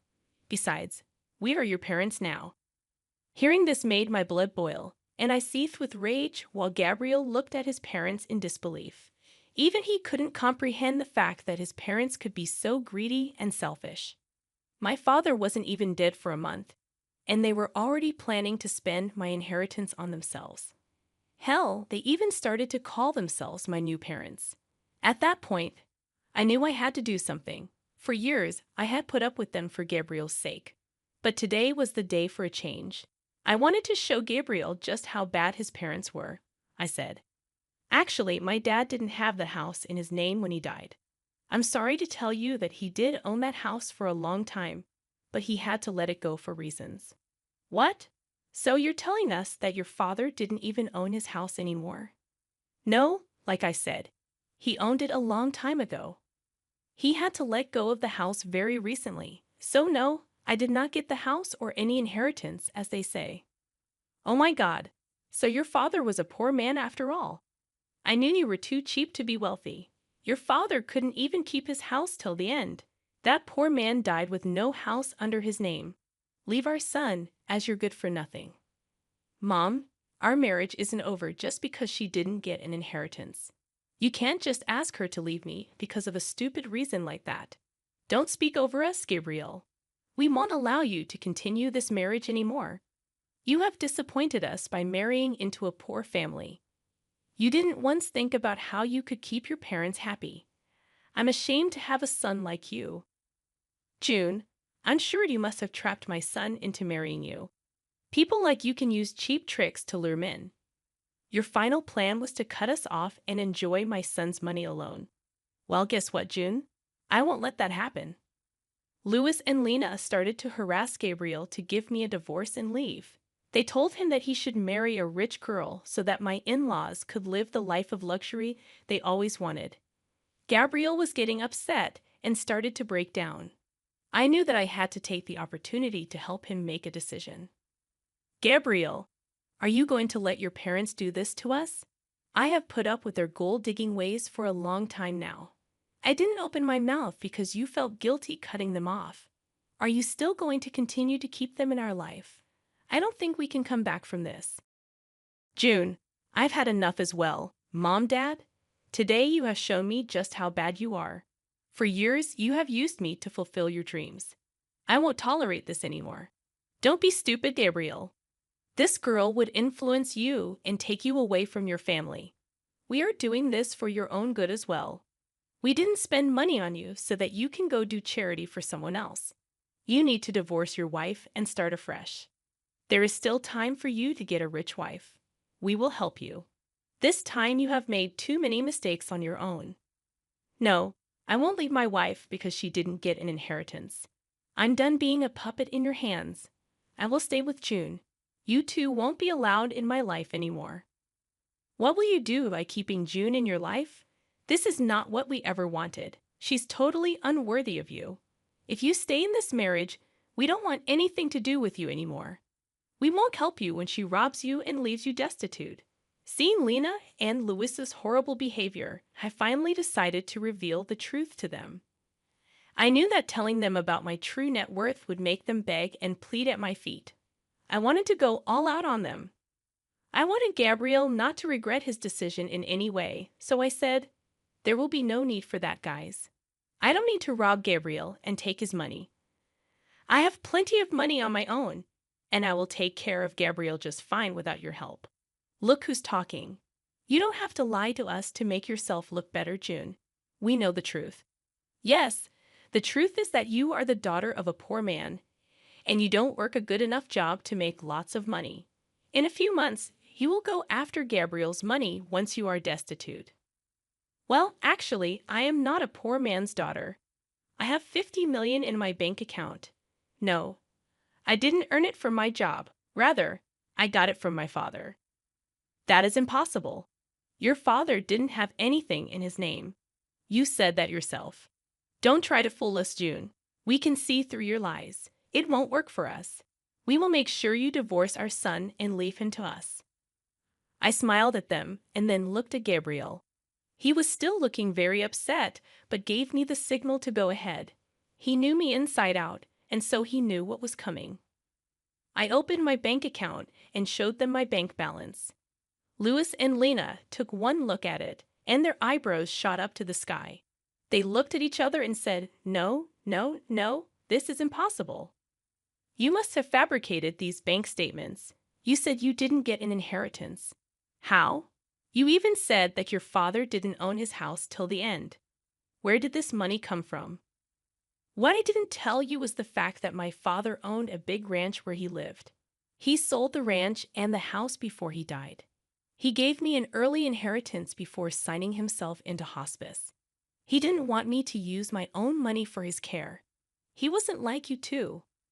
Louis and Lena couldn't believe what they saw. Even my words didn't sound true to them. So they asked Gabriel for the truth. When he confirmed what they saw, they went quiet for a minute and looked at each other again. Then suddenly, they changed their tune completely and said, "Oh, this is such great news. Here I was thinking that my son made a huge mistake. You should have told us sooner about your money." "Yeah, we got riled up for nothing. Your father did well for yourself, June. I'm sure you'll make good use of that money. Now, like I said, we're like your own parents. Since this issue has been solved, there's no need for you to leave, Gabriel. You should have said something to us. We doubted your capabilities for nothing. You did marry well, son. I'm so happy today." With the expression Gabriel was making, I knew that my work was done. He would take care of the rest, so I held back my cuss words and let him do the talking. I trusted my husband to make the right choices, and he didn't disappoint me. Gabriel was fuming and started to scream at his parents. He said, "You still have the audacity to stand here and keep talking to us. Hell, how do you still expect June to pay for your comfort? You were hounding us to get divorced, and now you suddenly claim that she's family. How could you do this? We didn't know her net worth back then, Gabriel. She hid the truth from us. How are we supposed to know that she's actually rich? Yeah, June, we'd apologize for assuming the worst. You did surprise us.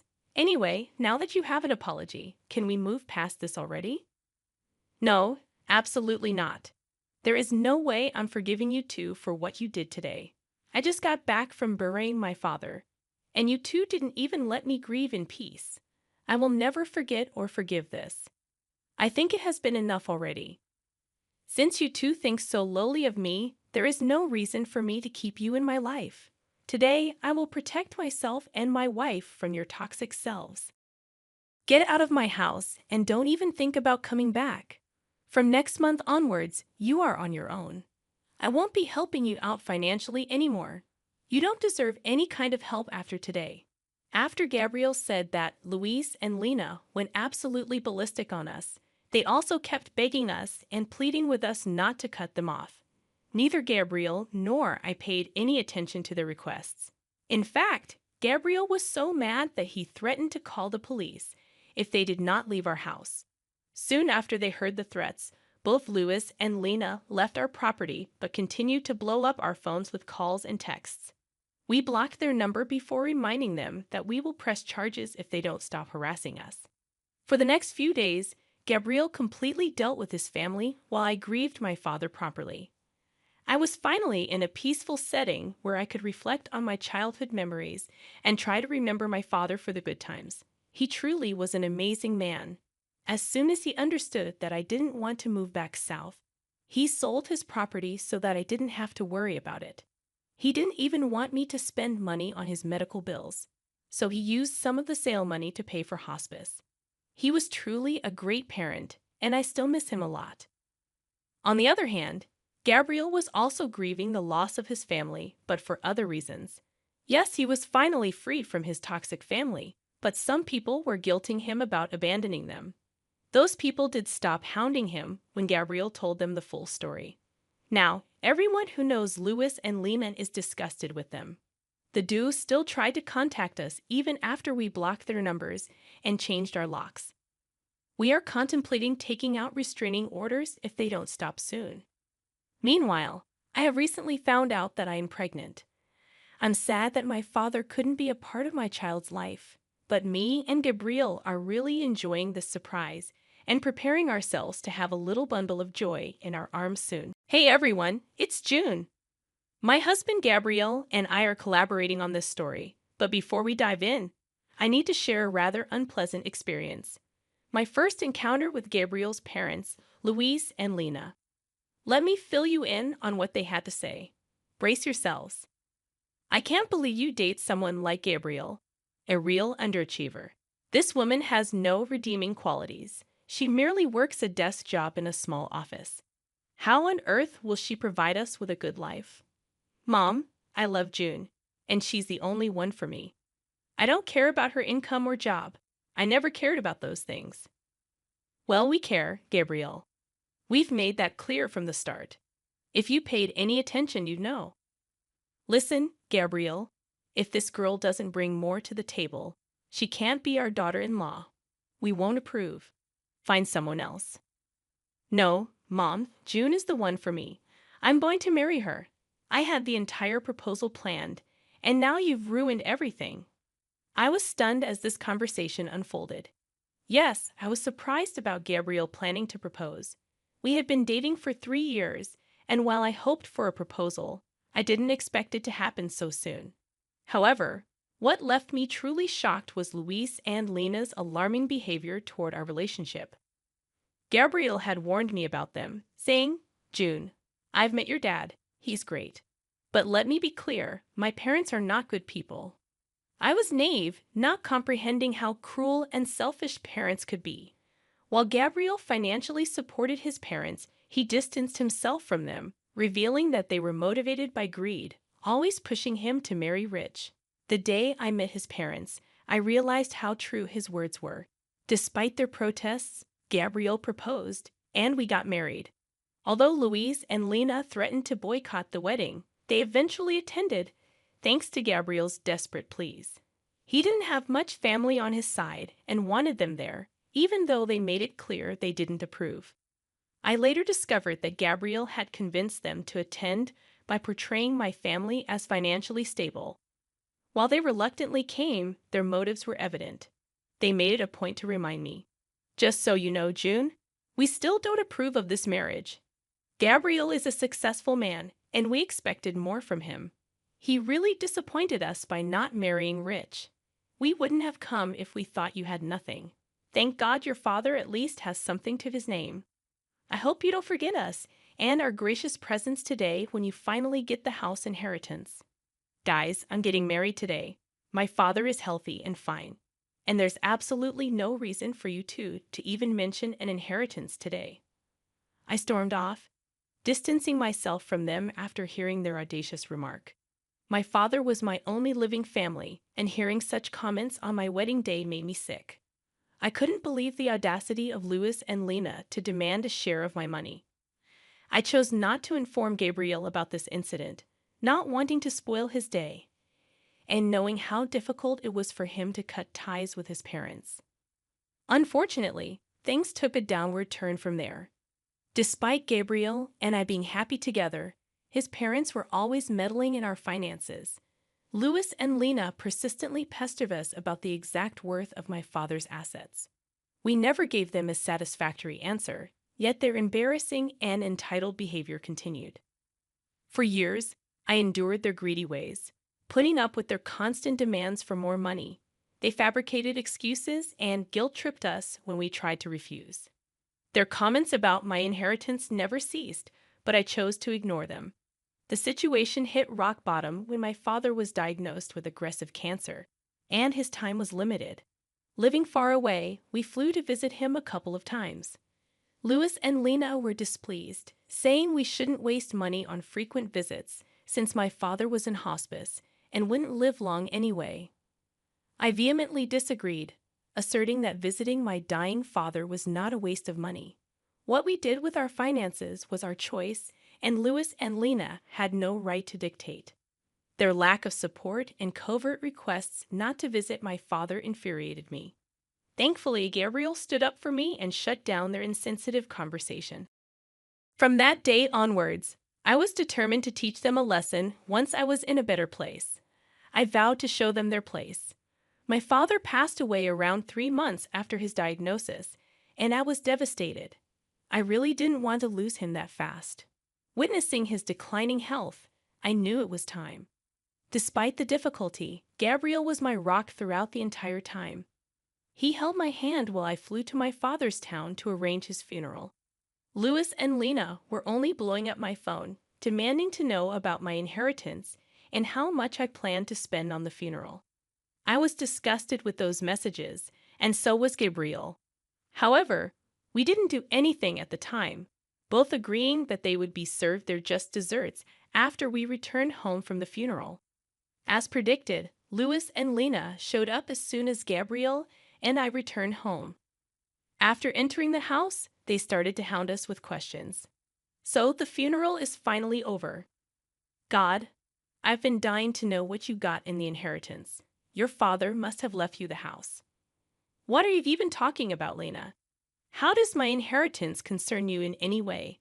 I just came back from my father's funeral. And this is what you ask. Oh, please, June, don't be such a spoiled sport. Ever since Gabriel married you, we've been wondering why he did it. I mean, you don't have a great job, and neither are you beautiful. What did he ever see in you? Me and Louis guessed that it must be because of money. Mom, what is wrong with you? How can you even insult me and my wife like that? We married each other for love. I have told you this countless times. At least have the decency not to bring it up today. Gabriel, there's no reason to be so dramatic. We're simply asking her a question. Your wife can just answer us and satisfy our curiosity. We don't mind if you marry June for money. In fact, we would be happy to know that you've bagged the great prize. You are truly horrible parents to accuse your own son of being a gold digger. You two are insane. I wonder how a great man like Gabriel was born to such disgusting people. Enough with the small talk, June. Tell us what you got in your inheritance. This is the day I was waiting for. Your father must have left you something. Gabriel told me that he lived in a big house. You could just tell now and buy us a house instead. We will make great use of the money. Besides, we are your parents now. Hearing this made my blood boil, and I seethed with rage while Gabriel looked at his parents in disbelief. Even he couldn't comprehend the fact that his parents could be so greedy and selfish. My father wasn't even dead for a month, and they were already planning to spend my inheritance on themselves. Hell, they even started to call themselves my new parents. At that point, I knew I had to do something. For years, I had put up with them for Gabriel's sake. But today was the day for a change. I wanted to show Gabriel just how bad his parents were, I said. Actually, my dad didn't have the house in his name when he died. I'm sorry to tell you that he did own that house for a long time, but he had to let it go for reasons. What? So you're telling us that your father didn't even own his house anymore? No, like I said, he owned it a long time ago. He had to let go of the house very recently, so no, I did not get the house or any inheritance, as they say. Oh my God, so your father was a poor man after all. I knew you were too cheap to be wealthy. Your father couldn't even keep his house till the end. That poor man died with no house under his name. Leave our son, as you're good for nothing. Mom, our marriage isn't over just because she didn't get an inheritance. You can't just ask her to leave me because of a stupid reason like that. Don't speak over us, Gabriel. We won't allow you to continue this marriage anymore. You have disappointed us by marrying into a poor family. You didn't once think about how you could keep your parents happy. I'm ashamed to have a son like you. June, I'm sure you must have trapped my son into marrying you. People like you can use cheap tricks to lure men. Your final plan was to cut us off and enjoy my son's money alone. Well, guess what, June? I won't let that happen. Louis and Lena started to harass Gabriel to give me a divorce and leave. They told him that he should marry a rich girl so that my in-laws could live the life of luxury they always wanted. Gabriel was getting upset and started to break down. I knew that I had to take the opportunity to help him make a decision. Gabriel, are you going to let your parents do this to us? I have put up with their gold-digging ways for a long time now. I didn't open my mouth because you felt guilty cutting them off. Are you still going to continue to keep them in our life? I don't think we can come back from this. June, I've had enough as well. Mom, Dad, today you have shown me just how bad you are. For years, you have used me to fulfill your dreams. I won't tolerate this anymore. Don't be stupid, Gabriel. This girl would influence you and take you away from your family. We are doing this for your own good as well. We didn't spend money on you so that you can go do charity for someone else. You need to divorce your wife and start afresh. There is still time for you to get a rich wife. We will help you. This time you have made too many mistakes on your own. No, I won't leave my wife because she didn't get an inheritance. I'm done being a puppet in your hands. I will stay with June. You two won't be allowed in my life anymore. What will you do by keeping June in your life? This is not what we ever wanted. She's totally unworthy of you. If you stay in this marriage, we don't want anything to do with you anymore. We won't help you when she robs you and leaves you destitute. Seeing Lena and Louis's horrible behavior, I finally decided to reveal the truth to them. I knew that telling them about my true net worth would make them beg and plead at my feet. I wanted to go all out on them. I wanted Gabriel not to regret his decision in any way, so I said, "There will be no need for that, guys. I don't need to rob Gabriel and take his money. I have plenty of money on my own, and I will take care of Gabriel just fine without your help. Look who's talking. You don't have to lie to us to make yourself look better, June. We know the truth. Yes, the truth is that you are the daughter of a poor man, and you don't work a good enough job to make lots of money. In a few months, you will go after Gabriel's money once you are destitute." Well, actually, I am not a poor man's daughter. I have 50 million in my bank account. No, I didn't earn it from my job. Rather, I got it from my father. That is impossible. Your father didn't have anything in his name. You said that yourself. Don't try to fool us, June. We can see through your lies. It won't work for us. We will make sure you divorce our son and leave him to us. I smiled at them and then looked at Gabriel. He was still looking very upset, but gave me the signal to go ahead. He knew me inside out, and so he knew what was coming. I opened my bank account and showed them my bank balance. Louis and Lena took one look at it, and their eyebrows shot up to the sky. They looked at each other and said, "No, no, no, this is impossible. You must have fabricated these bank statements. You said you didn't get an inheritance. How? You even said that your father didn't own his house till the end. Where did this money come from?" What I didn't tell you was the fact that my father owned a big ranch where he lived. He sold the ranch and the house before he died. He gave me an early inheritance before signing himself into hospice. He didn't want me to use my own money for his care. He wasn't like you too. Louis and Lena couldn't believe what they saw. Even my words didn't sound true to them. So they asked Gabriel for the truth. When he confirmed what they saw, they went quiet for a minute and looked at each other again. Then suddenly, they changed their tune completely and said, "Oh, this is such great news. Here I was thinking that my son made a huge mistake. You should have told us sooner about your money." "Yeah, we got riled up for nothing. Your father did well for yourself, June. I'm sure you'll make good use of that money. Now, like I said, we're like your own parents. Since this issue has been solved, there's no need for you to leave, Gabriel. You should have said something to us. We doubted your capabilities for nothing. You did marry well, son. I'm so happy today." With the expression Gabriel was making, I knew that my work was done. He would take care of the rest, so I held back my cuss words and let him do the talking. I trusted my husband to make the right choices, and he didn't disappoint me. Gabriel was fuming and started to scream at his parents. He said, "You still have the audacity to stand here and keep talking to us.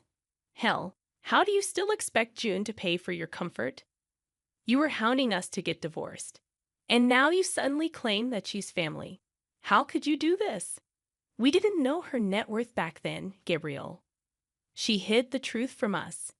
How are we supposed to know that she's actually rich? Yeah, June, we'd apologize for assuming the worst. You did surprise us.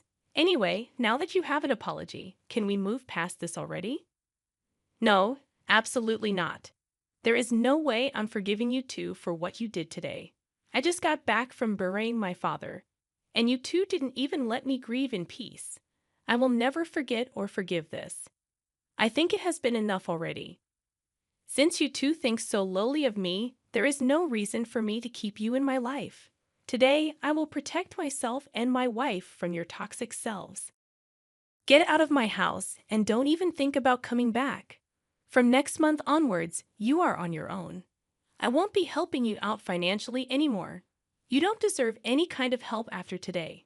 After Gabriel said that, Louise and Lena went absolutely ballistic on us. They also kept begging us and pleading with us not to cut them off. Neither Gabriel nor I paid any attention to their requests. In fact, Gabriel was so mad that he threatened to call the police if they did not leave our house. Soon after they heard the threats, both Louis and Lena left our property but continued to blow up our phones with calls and texts. We blocked their number before reminding them that we will press charges if they don't stop harassing us. For the next few days, Gabriel completely dealt with his family while I grieved my father properly. I was finally in a peaceful setting where I could reflect on my childhood memories and try to remember my father for the good times. He truly was an amazing man. As soon as he understood that I didn't want to move back south, he sold his property so that I didn't have to worry about it. He didn't even want me to spend money on his medical bills, so he used some of the sale money to pay for hospice. He was truly a great parent, and I still miss him a lot. On the other hand, Gabriel was also grieving the loss of his family, but for other reasons. Yes, he was finally freed from his toxic family, but some people were guilting him about abandoning them. Those people did stop hounding him when Gabriel told them the full story. Now, everyone who knows Louis and Lehman is disgusted with them. The duo still tried to contact us even after we blocked their numbers and changed our locks. We are contemplating taking out restraining orders if they don't stop soon. Meanwhile, I have recently found out that I am pregnant. I'm sad that my father couldn't be a part of my child's life, but me and Gabriel are really enjoying this surprise and preparing ourselves to have a little bundle of joy in our arms soon. 10 years had passed since my mother-in-law became confined to a wheelchair. Regular hospital checkups and physical therapy were routine for her. On this particular day, she was undergoing tests, and I found myself waiting in the hospital's waiting room before her therapy session. In the midst of my thoughts, a doctor suddenly pulled on my arm, a deep concern etched on his face. "I'm going to speak with her primary doctor about this," he announced. Gently releasing my arm, I observed that the doctor in front of me was a man, whereas my mother-in-law's primary doctor was a woman. Confused about the need for a doctor who wasn't her primary to discuss her case, I questioned the situation. The male doctor hastily grabbed my hands, realizing my suspicion. "There's something neither your mother-in-law nor her primary doctor should hear. That's why I only want to tell you," he explained. Intrigued, I took a step closer to him. "My name is Julie, a 37-year-old office worker. Recently, I've been working remotely for a small and medium-sized company. However, the doctor's revelation seemed unrelated to my mother-in-law's condition." He continued, "When I was a child, my mother left home, and I was raised by my father in a single-parent family. Despite my father's warnings about my mother being a spendthrift, I never felt lonely due to the love he showered on me. I eventually went to college and found a job, leading an independent life. 14 years ago, I married Mike. His mother warmly welcomed me into their family, treating me like her own daughter. However, tragedy struck when my mother-in-law was involved in a car accident, leaving her wheelchair-bound. Despite various caregivers, her condition deteriorated, and she expressed loneliness, prompting us to move back to care for her temporarily. As my husband and I visited her, she seemed relieved and began to smile. However, when we mentioned returning to work, her demeanor changed, and she didn't allow us to leave. My mother-in-law pleaded with desperation, her voice nearly hysterical. "No, please, both of you don't leave. Don't leave me alone." Attempting to calm her, I assured, "Mike really needs to return to his job, but I'll talk to my company and see if I can stay here a bit longer. I'll come back as often as I can. Just hang in there for me, Julie." With tearful eyes, she implored, "If you can stay, that would be great. Mike, you better come back, okay? I'll be waiting." After losing her husband, she had endured loneliness for a long time. Our sudden notification of departure likely triggered anxiety and confusion. Her weakened state over the past week heightened her fear of facing loneliness. After discussions with my company, I decided to switch to remote work and operate from home temporarily to care for my mother-in-law. However, her aversion to being alone persisted. Even when I worked from home, she clung to me relentlessly. I couldn't let her be seen by my coworkers, and no matter how close we might be, she'd always be waiting where she could see me. It felt like I was under constant surveillance, leading to a growing sense of resentment. Meanwhile, Mike would come home on weekends and take days off during the week to assist with her care. Despite ongoing physical therapy, her condition showed no improvement, preventing my return to the office. Our personal lives became dominated by her care, leaving no time for just the two of us. The 10th year of this lifestyle marked her 65th birthday, and with each passing year, her dependency on us grew. My husband, unable to bear the situation, reduced his visits year by year. Even if I stepped out for a few minutes, my mother-in-law would panic, insisting I take her with me. Calming her down took ages, and I couldn't go back to our own home. Yet, I couldn't abandon the woman who had welcomed me without judgment or prejudice from a single-parent household. Then, a pivotal moment arrived. During a routine checkup, I accompanied my mother-in-law to the hospital as always. Dr. Mia, a woman in her 30s, had been her trusted doctor for a decade. When my mother-in-law went into the examination room, a young male doctor named Ryan approached me. Startled, he said, "Excuse me, you're Sally's daughter, right?" Sally was my mother-in-law's first name. Ryan explained that he recently joined the hospital and worked in the same department as Dr. Mia. Intrigued, I replied, "Yes, I'm her daughter-in-law. What's going on?" Ryan apologized for the sudden approach and requested a moment to discuss something about my mother-in-law. Curious, I agreed, realizing her appointment probably wasn't over yet. Agreeing to Dr. Ryan's request, he led me to a small private consultation room not far from the examination area. Motioning for me to sit, he took a seat across a small desk, fixing his gaze directly into my eyes. "You're currently living with Sally to take care of her, right?" Dr. Ryan inquired. "Oh yes, that's correct," I replied. I explained that for the past decade, I had been working from my mother-in-law's home while tending to her needs. The increased dependency had left me with little personal time, causing my husband to avoid coming home. Listening intently, Dr. Ryan nodded. I found myself expressing all the frustrations that had built up. Apologizing for the venting, I remarked, "I'm sorry for going on like this." Dr. Ryan reassured, "It's completely all right. Anyway, 10 years, that's quite a commitment." His face turned thoughtful, and then he looked at me with a serious expression. However, before his words could reach me, a scream from my mother-in-law pierced the air. Both Dr. Ryan and I rushed to the examination room, only to witness an unthinkable scene that left me speechless. Dr. Ryan urged, "You should leave that house as soon as possible. Get away from your mother-in-law." Suppressing my anger, I nodded, and without heading to my mother-in-law, I went straight to the police. Despite skepticism, they promised to investigate. I hastily packed my belongings from the house, the disturbing image from the hospital replaying in my mind. An hour later, while still packing, I explained everything to my husband over a call. Numerous calls and messages from my mother-in-law flooded my phone, but I continued to ignore them. In the evening, my husband and the police arrived, and that's when I finally answered a call from my mother-in-law. Angrily, she demanded to know why I had left her behind. With a firm attitude, I informed her, "I realized I don't need to live with you anymore. I'm going back to the house where my husband is." Indignant, my mother-in-law ranted and raved. With a sigh, I responded, "Why don't you just walk back home from the hospital? After all, your legs are fine, so you don't need a wheelchair or care, right?" As I continued explaining, my mother-in-law let out a short scream, conveying her extreme upset. I could vividly imagine her emotional turmoil as I disclosed the revelations I had discovered.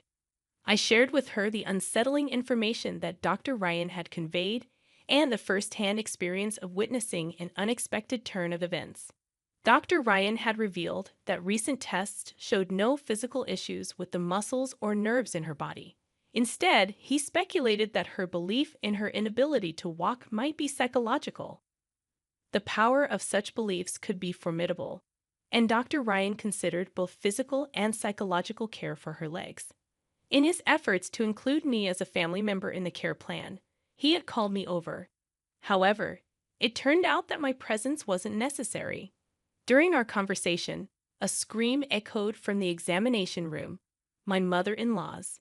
Dr. Ryan and I hurriedly went to check the room, finding her gesturing as if swatting away an insect. To our surprise, it was a false alarm. She had mistaken dust for a bug.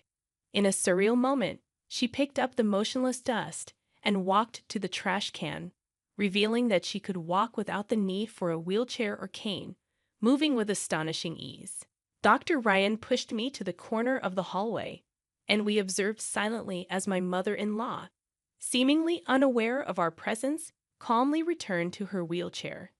Dr. Mia entered the room, exchanged an envelope with my mother-in-law, and, acting nonchalantly, pushed her wheelchair toward the physical therapy facility.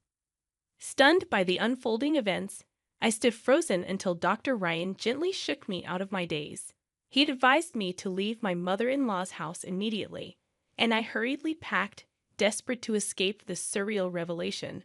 Throughout my narrative, my mother-in-law remained silent. Finally, with an audible sigh over the phone, she began to speak, perhaps realizing she couldn't evade the truth any longer. Acknowledging the car accident that initially left her wheelchair-bound, she admitted that thanks to treatments, she could walk with the aid of a cane about 5 years after the incident. Listening in disbelief over the speaker, my husband and I were stunned. What puzzled us most was the purpose of the 12 years we had spent caring for her. She expressed her fear that once we discovered she could walk, we would leave her side. Tearfully, she admitted, "Julie, Mike, I couldn't bear that thought. I feared losing you both, and that's why I kept up the pretense. I truly love you like my own daughter." My mother-in-law had often expressed her loneliness after Mike moved out and my husband passed away. Despite her repeated pleas, our hearts remained unmoved. While we understood her feelings, we believed the way she went about it was wrong. Apologizing, we explained, "We can't be by your side any longer. Sorry, Mom, Mike, but the way you went about it was wrong." I continued, expressing my own sentiments. "I've been taking care of you for the past 10 years while working. My colleagues have experienced promotions, marriages, and childbirth. Because of your care, I couldn't have a child of my own. I had almost given up on having kids, but now I feel like the past 10 years are in vain. Why did you deceive us to the point of having us care for you? We would have visited you during our time off. Why did it have to be this way?" Though I didn't mean to blame her, tears welled up as the words poured out. With my husband supporting me, I conveyed that I no longer intended to care for her. We decided to leave her house that day and cut off all contact. Despite her protests and hysteria, we hung up, contacting the police, who assured us they would begin an investigation. 2 months later, while at a hospital with my husband, Dr. Mia, my mother-in-law's supposed doctor, rushed over to us. We remembered her with fuller cheeks, but now she looked gaunt and fatigued. Curious about her presence, we reluctantly listened as she approached with a desperate look. Dr. Mia revealed that she knew all along that my mother-in-law's leg was healed. She had accepted money to provide a false disability diagnosis. The money was in the envelope she received from my mother-in-law that day. Due to a recent complaint by Dr. Ryan, the hospital discovered her forgery and fired her immediately. Furthermore, she faced potential arrest for fabricating medical records, and her medical license was likely to be revoked. Incredibly, Dr. Mia insisted that the money wasn't an appreciation gift from my mother-in-law, but hush money for my husband and me. She alleged that we plotted to scam disability pension by making my mother-in-law disabled. However, there was no evidence to support these claims. It was shocking to realize that Dr. Mia, facing legal trouble, had shifted the blame onto us. In disbelief, I responded, "What are you talking about? We haven't done anything like that." Dr. Mia persisted, claiming it was the truth. "I'm going to tell the police everything." Dr. Mia shouted, her eyes red with rage, making us turn pale. While her claims lacked evidence, proving our innocence would be challenging, and the mere thought terrified us. My husband and I were on the verge of tears when a woman approached us, standing between Dr. Mia and us, shielding us from her wrath. Aren't you the head doctor here? I urgently need to talk to you, she said. Upon seeing the woman, Dr. Mia turned deathly pale, quickly putting on a forced smile and approaching her with flattery. The woman glaring at Dr. Mia was the head doctor of the hospital, and she was Yvonne, my mother. Yes, my mother, from whom I was separated as a child due to her divorce, was now a doctor and held a prominent position in a major university hospital. She was one of the people advocating for revoking Dr. Mia's medical license upon learning about her misdeeds. Oh, you're related. In that case, could you please just hear me out? Dr. Mia begged, trying to invoke my mother's sympathy. However, my mother shook her head, stating, "Don't mess with me. You and Sally have been deceiving the hospital and the authorities for 10 years, keeping my daughters confined at home. Sally kept them at home because she was afraid to be alone. You, on the other hand, funded your debts from your nightlife with Sally's disability benefits. You frauds need to face appropriate punishment and make amends." Dr. Mia's plea was abruptly dismissed, and realizing there was nothing she could do, she slumped to the ground in despair. Whispers and stares from those around us focused on her, and we couldn't help but watch with indescribable feelings. Suddenly, a strong pull came from behind, startling me. I turned around to find, astonishingly, my mother-in-law standing firmly beside my father. My father angrily shouted at my mother, demanding, "What have you done to Julie?" I was taken aback, wondering why my father was there and why with my mother-in-law. When I heard that Sally was looking for Julie, I wanted to help. "You moved to a place without telling me, and I thought I would meet you if I followed Dr. Mia," my father explained. The reason I hadn't told my father our whereabouts wasn't just because of the family connection between my mother-in-law and him. Since my mother-in-law's car accident, I had asked my father to look after her when I was out for work. During those times, they became close and started dating secretly behind our backs. I had found out about this last year, suspecting their relationship when I saw them talking closely at my in-laws' house. "Give Julie back. I won't let you take her away," my father yelled at my mother, an intensity I'd never seen before. Brushing off his grip, I shouted, "Stop it. I know all the stories you told me about Mom are lies." My father's face went pale at my revelation. Since the divorce, he had been feeding me lies about my mother to ensure I didn't want to meet her. The stories about her treating him like a slave or leaving him for a younger man were all false. My mother, an accomplished doctor, always had a busy schedule, and my father knew this when they married. However, after I started daycare, his attitude shifted drastically. Blaming her for our lack of family vacations, he decided to divorce her, claiming she wasn't a good mother. On my 4th birthday, my father suddenly took me and left home. In reality, it was him who left, not my mother.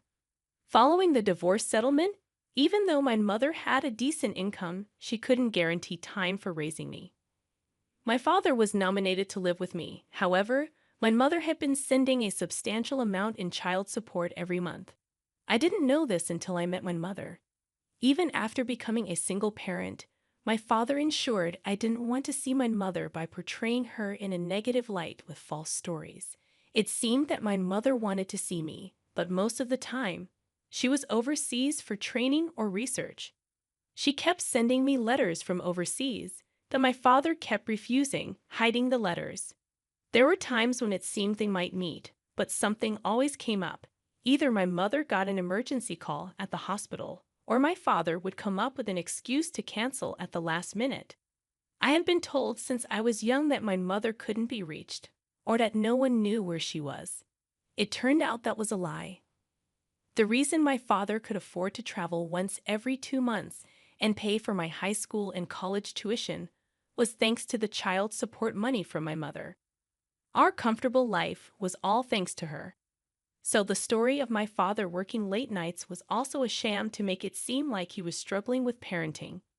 He'd work a regular 9-to-5 job, then spend nights somewhere, coming home only in the early morning.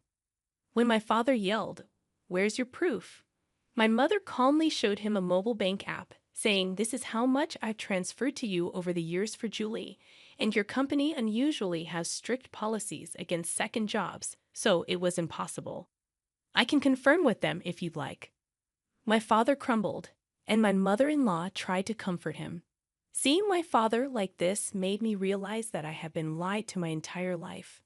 While the truth was shocking, I felt more anger than anything else.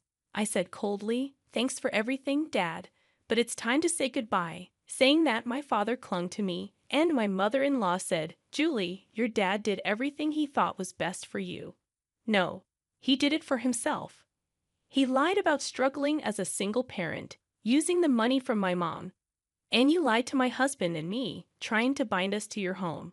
Both of you are a perfect match for your lies. Please stay away from us. With no excuses left, my father and my mother-in-law were speechless. Ignoring their stunned faces, we left the hospital with my mother. Later, Dr. Mia was arrested and lost her medical license. She had forged medical documents multiple times and was sentenced to imprisonment. Additionally, the hospital she worked for is suing her for defamation. My mother-in-law had bribed a doctor for a fake diagnosis, leading to her having to pay back all the pension money she received with interest. She's also facing fraud charges, as informed by the police.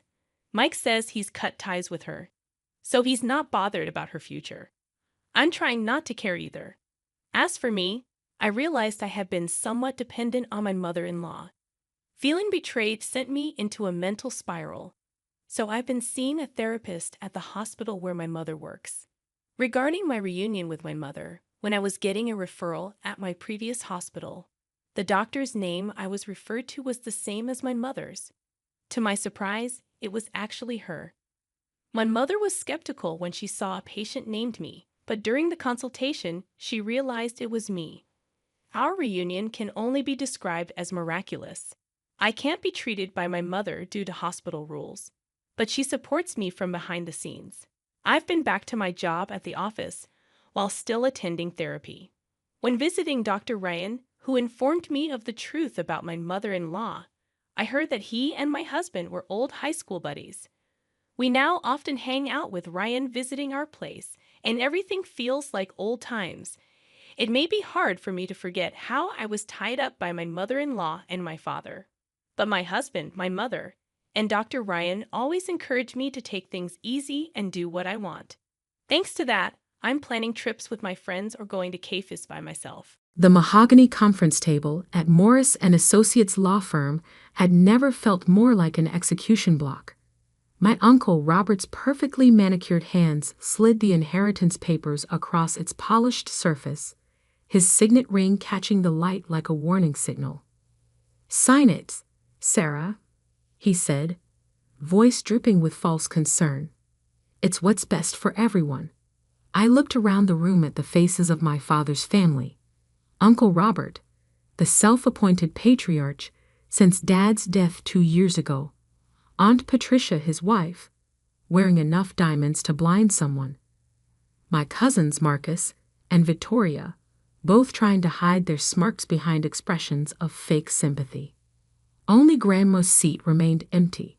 They'd made sure she was too ill to attend this meeting. The papers in front of me were simple enough. A complete renunciation of my inheritance rights to the Bradford family holdings, the company my grandfather had built from nothing 50 years ago, the company my father had helped expand before his accident, the company that, by all rights, should have been split between me and my cousins. We can't have someone so inexperienced handling such crucial decisions, Uncle Robert continued, adjusting his Rolex. The board agrees. The company needs strong, traditional leadership. Traditional, their favorite code word for male. I glanced down at my simple black dress, bought off the rack at a department store. They'd always hated how I refused to play their games of designer labels and country club memberships. Even now, Victoria's Channel perfume seemed to be waging war with my drugstore brand. The terms are more than generous, Marcus added, his MBA polished voice carrying across the table. $5 million in exchange for your shares. That's more than fair considering your limited business experience. Limited business experience. I almost smiled at that. They'd been so busy watching their own reflections in their marble floors, they hadn't bothered to check what I'd been doing for the past 2 years since Dad died. And if I don't sign?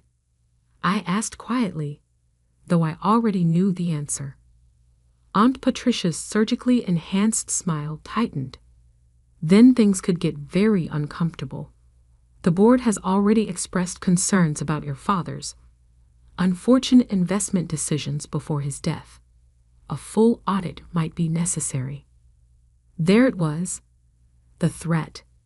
They'd drag Dad's name through the mud, create enough doubt to tie everything up in legal battles until I was bankrupted by lawyer fees. What they didn't know was that 6 months ago, I'd sat in Grandma Alina's garden, drinking her special blend of Earl Grey tea, as she explained exactly what she'd done. They think I'm getting senile, she'd said, her blue eyes sharp as ever. Let them. While they're busy planning how to steal your inheritance, I've already transferred controlling interest in the holding company to you through offshore accounts they don't even know exist. I picked up the Mont Blanc pen they provided, probably expecting the expensive weight of it to intimidate me. My signature flowed across the page, each letter a step in a dance they didn't know I was leading. There, Uncle Robert said, unable to hide his triumph. That wasn't so hard, was it? Security will escort you out. Don't bother coming to any future family functions. I stood, smoothing my dress. Actually, I have a lunch appointment. But you all might want to keep your phones on this afternoon. I hear there's going to be some interesting business news. Victoria rolled her eyes, still playing at being mysterious, cousin. This isn't one of your little charity projects. I walked to the door, then turned back. You know what Dad used to say about the Bradford family motto? Fortune favors the prepared. I always wondered if any of you actually understood what that meant. As the elevator doors closed behind me, I pulled out my phone and sent a single text to my lawyer. Execute Phase 1. In the lobby, I passed the massive portrait of my grandfather, the company's founder. Most people saw an intimidating figure in an expensive suit, but I remembered him teaching me chess when I was 7. The key, my dear, he'd said, isn't just knowing the moves. It's making your opponent think they know yours. I stepped out into the bright autumn sunshine, counting down the minutes. By 2 p.m., every news outlet in the city would be running the story. Bradford Holdings' secret merger with its biggest competitor, orchestrated by the company's true majority shareholder, me. Uncle Robert's carefully arranged monopoly on the family's shipping empire was about to crash into the rocks, and he didn't even see the lighthouse. My phone buzzed. A message from Grandma. Is it done? Just beginning, I replied. Heading to the hospital now. Are you ready for visitors? Darling, I've been ready since your grandfather left me his secret shares 20 years ago. Today we show them what Bradford women can really do. I smiled, hailing a cab. The driver asked, Where to, miss? Mount Sinai Hospital, I said. I need to visit my grandmother before the afternoon news cycle hits. As we pulled away from the curb, I watched Uncle Robert's precious law firm recede in the background. He'd spent so much time building his glass castle, he never noticed who actually owned the ground beneath it. The real inheritance wasn't in those papers I'd signed. It was in the lessons Grandma and Grandpa had taught me while everyone else was busy counting their money. Patience, strategy, and the understanding that true power doesn't need to shout to be heard. My phone buzzed again, this time an alert from my real office, the one nobody in the family knew about. Markets opening. ready to proceed with announcement? I typed back a single word. Begin. By sunset, the Bradford family would learn what their precious motto really meant. Fortune doesn't favor the bold. It favors those who know how to wait for the perfect moment to strike. Grandma Aliner's private hospital room felt more like a command center than a place of recovery. She sat propped up against crisp white pillows, her silver hair perfectly styled, multiple tablets arranged on her bedside table like battle plans. Did they bite? She asked as I walked in, her eyes gleaming with the same strategic sparkle that had built Bradford Holdings 50 years ago. Hook, line, and sinker, I replied, setting my bag down. Uncle Robert practically danced when I signed. She checked her watch. A vintage Cartier that Grandpa had given her on their 40th anniversary. It's 1:45. Markets close at 4. Are you ready for what comes next? I pulled out my laptop, already in motion. Johnson & Pierce are announcing the merger at 2 p.m. sharp. Their PR team has been coordinating with ours for weeks. And Robert has no idea. He's too busy celebrating his victory to notice that his biggest competitor just merged with the company he thinks he controls. I smiled, remembering Uncle Robert's smug face. The offshore transfers? Completed last night, Grandma said, pulling up documents on one of her tablets. Your grandfather always knew Robert would try something like this after he was gone. That's why he left me controlling interest in the shadow companies. The same ones that just became majority shareholders in Johnson & Pierce. I logged into my secure email, checking the final confirmations. Everything was proceeding exactly as we planned over the past 2 years.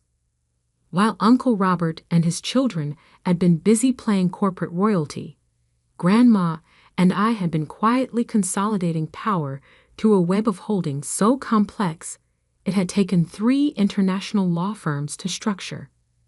My phone buzzed. A panicked text from Victoria. Turn on CNBC now. It's starting. I told Grandma, switching on the hospital room's television. The business news anchor's voice filled the room. Breaking news in the shipping industry as Johnson & Pierce announces a surprise merger with Bradford Holdings through a complex series of offshore acquisitions. The deal, valued at over $4.2 billion, effectively consolidates control of the East Coast shipping corridors.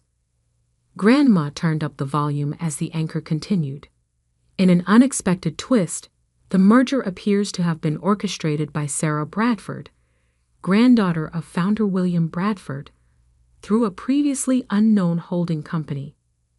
My phone exploded with notifications, calls from Uncle Robert, Aunt Patricia, Marcus, Victoria, board members, family friends, everyone who had sat silently by while they tried to push me out of my inheritance. Should I answer? I asked Grandma. She shook her head, a small smile playing on her lips. Let them sweat. They'll all be here soon enough. Robert never could handle being outplayed. Sure enough, within 20 minutes, the door burst open. Uncle Robert stormed in, face red, his perfect suit slightly disheveled. Behind him, Aunt Patricia and my cousins huddled like a Greek chorus of designer outrage. What have you done? He demanded, waving his phone where the stock ticker showed Bradford Holdings shares soaring on merger news. I looked up calmly from my laptop. I believe the press release explains everything quite clearly. Bradford Holdings is merging with Johnson & Pierce. The combined company will be the largest shipping consortium on the East Coast. This is impossible, Marcus sputtered. You signed away your shares. No, I corrected. I signed away my direct shares in Bradford Holdings, but Grandma's offshore companies, the ones that actually control the voting rights, those weren't mentioned in your carefully worded document. Victoria stepped forward, her designer heels clicking on the hospital floor. You can't do this. The board will never approve. The board already has. Grandma interrupted, her voice cutting through the room like steel. Check your phones. The vote was completed 10 minutes ago. Sarah's holding company now controls 57% of the merged entity.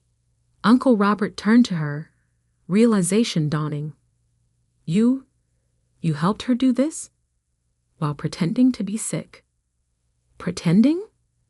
Grandma laughed. Robert, I've been running this company from hospital rooms for 2 years. Your father taught me everything about this business long before you were born.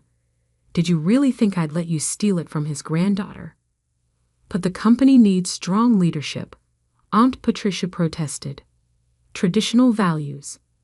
Traditional values? I stood up. Like loyalty? Honor? Taking care of family? Because from where I stand, you all abandoned those values the moment you thought you could profit from my father's death. I pulled up another document on my laptop and turned it to face them.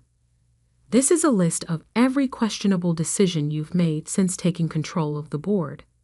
Every inflated contract given to your friends, every nepotistic hire, every manipulated audit. Did you really think nobody was watching?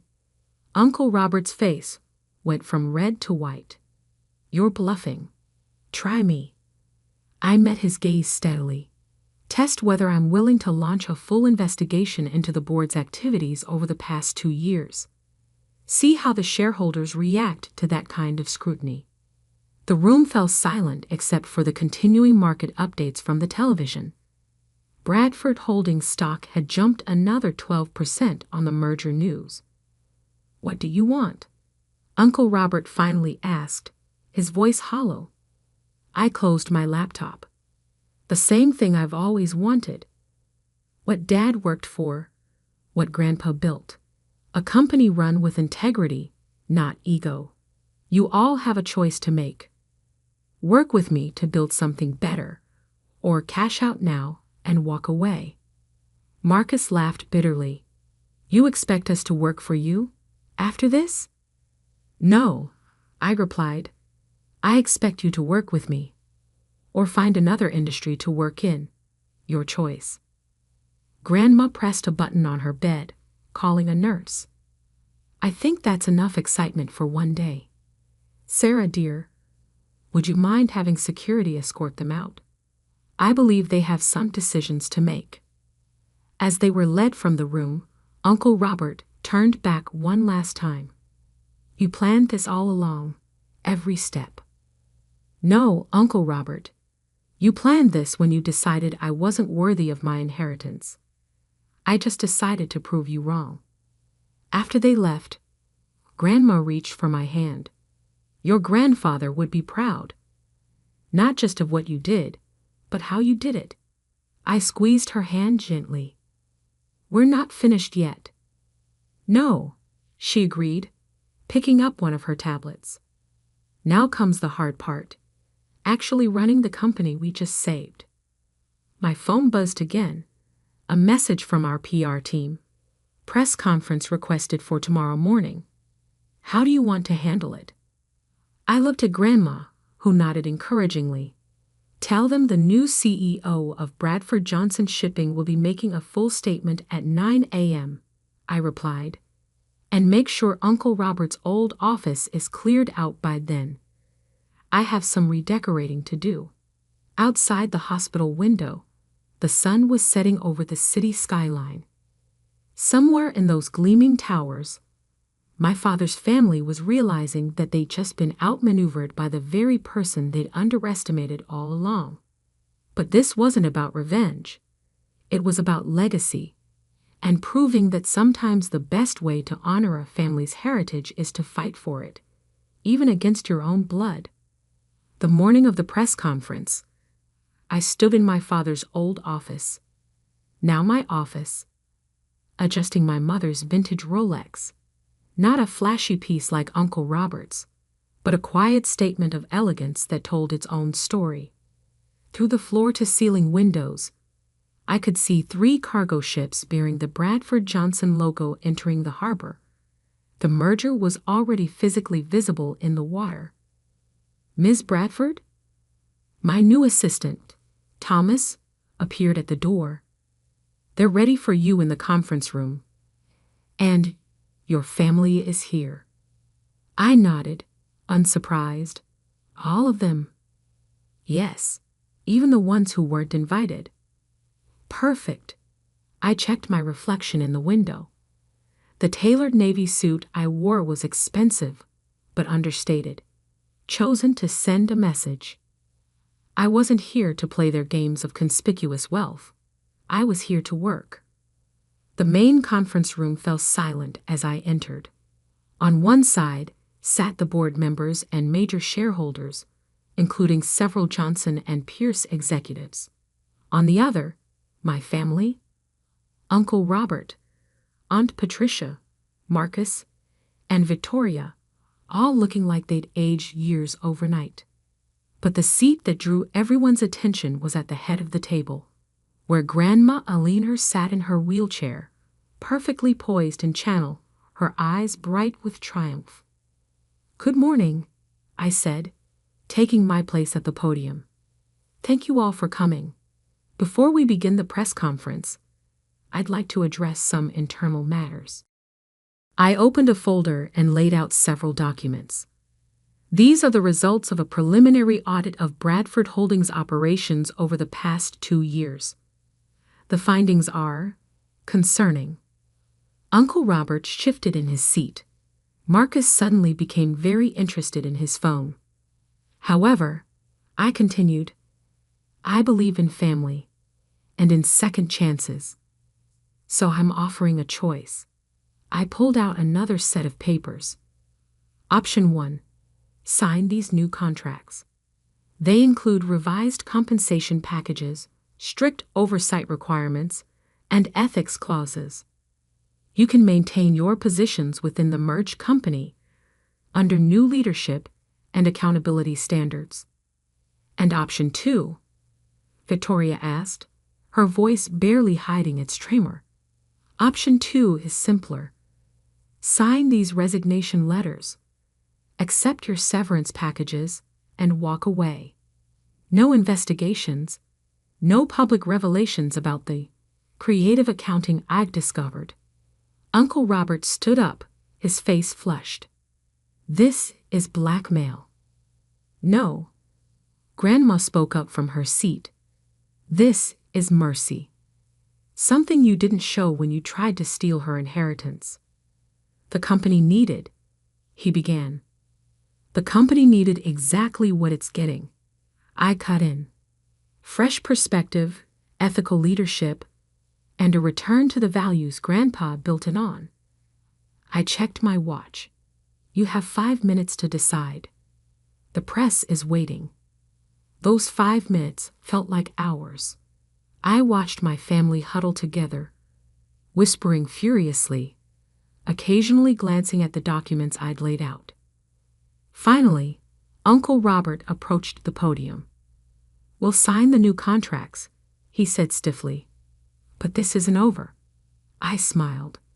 "Actually, it is, because those contracts include non-compete clauses and mandatory cooperation with our ongoing audit. One misstep, one attempt to undermine this transition, and option 2 becomes your only choice." One by one they signed. Even Marcus, who'd spent years telling anyone who'd listen that women couldn't handle complex business decisions, scrawled his name with shaking hands.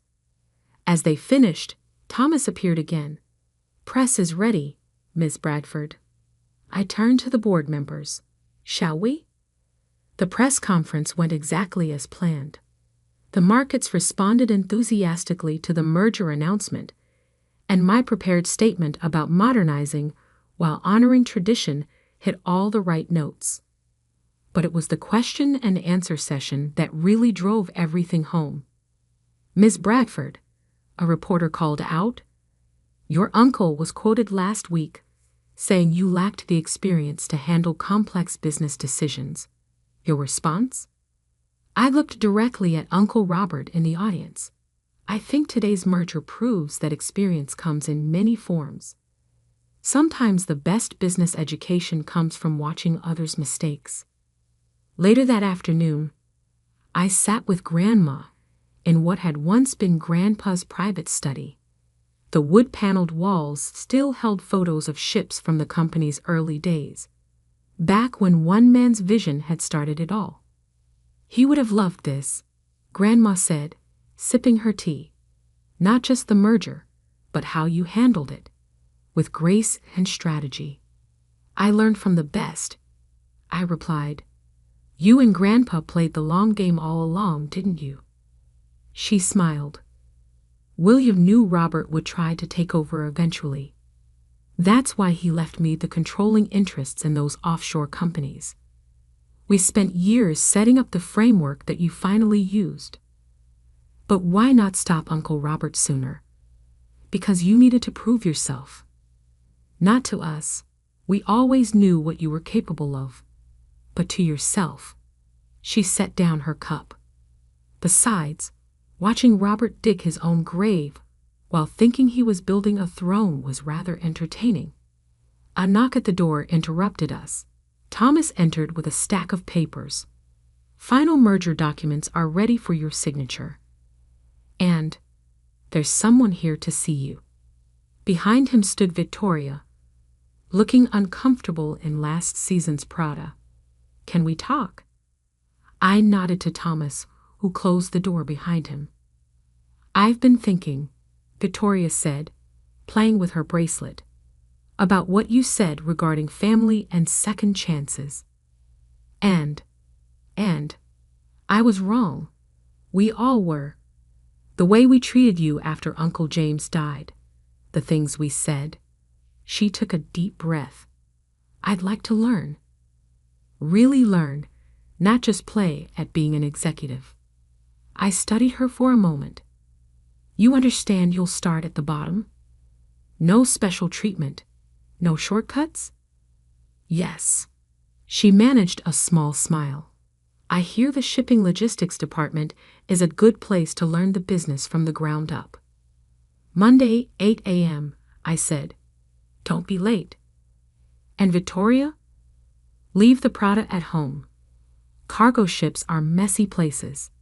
After she left, Grandma chuckled. You're giving her a chance? Like you gave me one. I picked up the final merger documents.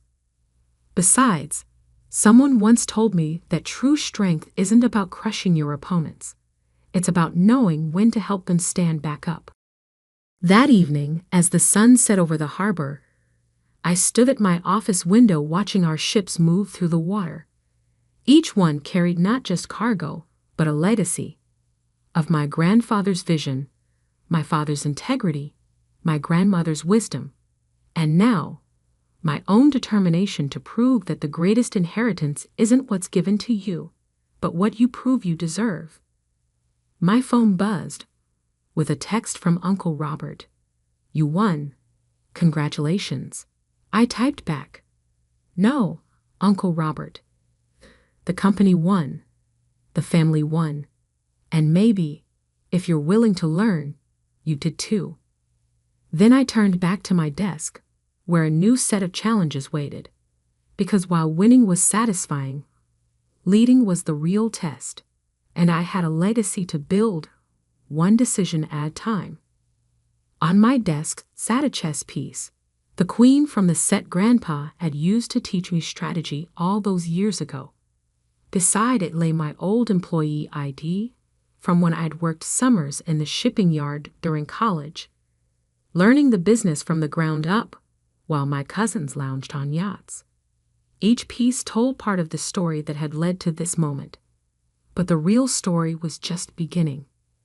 Because running a company isn't about who has the most power. It's about who knows best how to use it. And I had learned from the best. I knew it was coming the moment David Morgan strutted into the office that morning, his expensive Italian shoes clicking against the hardwood floors like a countdown. 6 months as my manager, and he'd been gunning for me since day one. Not because I was bad at my job. No, quite the opposite. He was threatened because I was too good at it. Sarah, my office. Now, his voice carried across the open-plan workspace, deliberately loud enough for everyone to hear. Classic power play. I caught Jessica from accounting giving me a sympathetic look as I stood up, smoothing my charcoal pencil skirt. I'd spent the last 3 months preparing for this moment, ever since I overheard him in the break room. We need younger blood, fresh perspectives. These legacy employees are deadweight. Legacy employee. That's what he called anyone who'd been at Meridian Technologies longer than him. Anyone who remembered when the company actually innovated instead of just chasing quarterly profits. His office was all glass and chrome, trying too hard to look Silicon Valley in our decidedly East Coast firm. He didn't offer me a seat. Another power play. Sarah, he began, adjusting his Rolex. New, probably bought with the bonus he'd gotten for cutting department costs. We need to discuss your performance. I kept my face neutral, of course. He pulled out a folder, thick with papers I knew he'd never actually read. Your productivity metrics are concerning. Project completion rates below target. Excessive time spent on non-priority tasks. He looked up, smirking. Care to explain? I could have explained. Could have told him about the hundreds of hours I'd spent quietly fixing the catastrophic errors his innovative new system had created. Could have mentioned how our biggest client, Anderson Global, had been on the verge of walking away until I started working behind the scenes to salvage the relationship. Instead, I simply said, I believe my work speaks for itself. His smirk widened. Yes, it does. And that's why, effective immediately, we're terminating your employment. Right on schedule. Pack your things, he continued, clearly enjoying himself. Your performance isn't up to our standards. Security will escort you out. I stood there, calm and collected, as he reached for his phone to call security. That's when both our computers chimed simultaneously. New email. From Michael Harrison, CEO. Subject: URGENT. Project Phoenix Success Priority. Hi. David's face froze mid-smirk as he read the first line. I didn't need to see his screen. I had the email memorized. Attention all staff. It is my great pleasure to announce the successful completion of Project Phoenix, a confidential initiative that has not only saved our relationship with Anderson Global, but has expanded it into a $40 million multi-year contract. Special recognition goes to Sarah Mitchell, whose innovative solutions and tireless dedication over the past 3 months have transformed a potential crisis into our biggest win of the year. The board has unanimously voted to promote her to Director of Strategic Operations, effective immediately. To address the rumors. Yes, Anderson Global had planned to terminate their contract due to systematic issues with our new processing system. Sarah identified these issues months ago and, working directly with my office, developed and implemented solutions that not only fixed the problems but revolutionized our entire approach. All department heads, please join us in the main conference room at 11 a.m. for a full briefing. Best regards, Michael Harrison, CEO, Meridian Technologies. The silence in David's office was deafening. His face had gone from smug to sheet white in seconds. I don't understand. Project Phoenix? Working with the CEO? That's impossible. You've been underperforming, missing deadlines. Missing your deadlines, I corrected quietly. The ones you set after repeatedly ignoring my warnings about the system flaws. But you're right about one thing. I wasn't focusing on your priorities. I was too busy saving the company from your mistakes. His mouth opened and closed like a fish out of water. But the metrics were exactly where they needed to be for the real work to get done. I smiled, just slightly. You see, David, while you were focused on looking good in quarterly reports, I was focused on keeping our largest client from suing us for negligence. A client, I might add, that represents 60% of your precious annual bonus. The color began returning to his face, now shifting to red. This is some kind of mistake. Harrison couldn't have. You couldn't have. My phone buzzed. A text from Michael's executive assistant. Conference room ready. Michael wants you to lead the briefing. I checked my watch. 10:55 a.m. If you'll excuse me, I said, gathering my tablet. I have a meeting to run. Oh, and David? I paused at his door. Don't worry about having security escort me out. But you might want to update your resume. The board tends to frown on managers who try to fire the people saving their company. As I walked through the office, heads turned. Phones were buzzing everywhere as the email made its rounds. Jessica from accounting gave me a thumbs up. Mark from it nodded respectfully. And there, by the conference room door, stood Michael Harrison himself. Ready to shake things up, Director Mitchell? I smiled, a real smile this time. You have no idea. Behind me, I could hear David's expensive Italian shoes clicking frantically across the hardwood as he rushed to figure out where it had all gone wrong.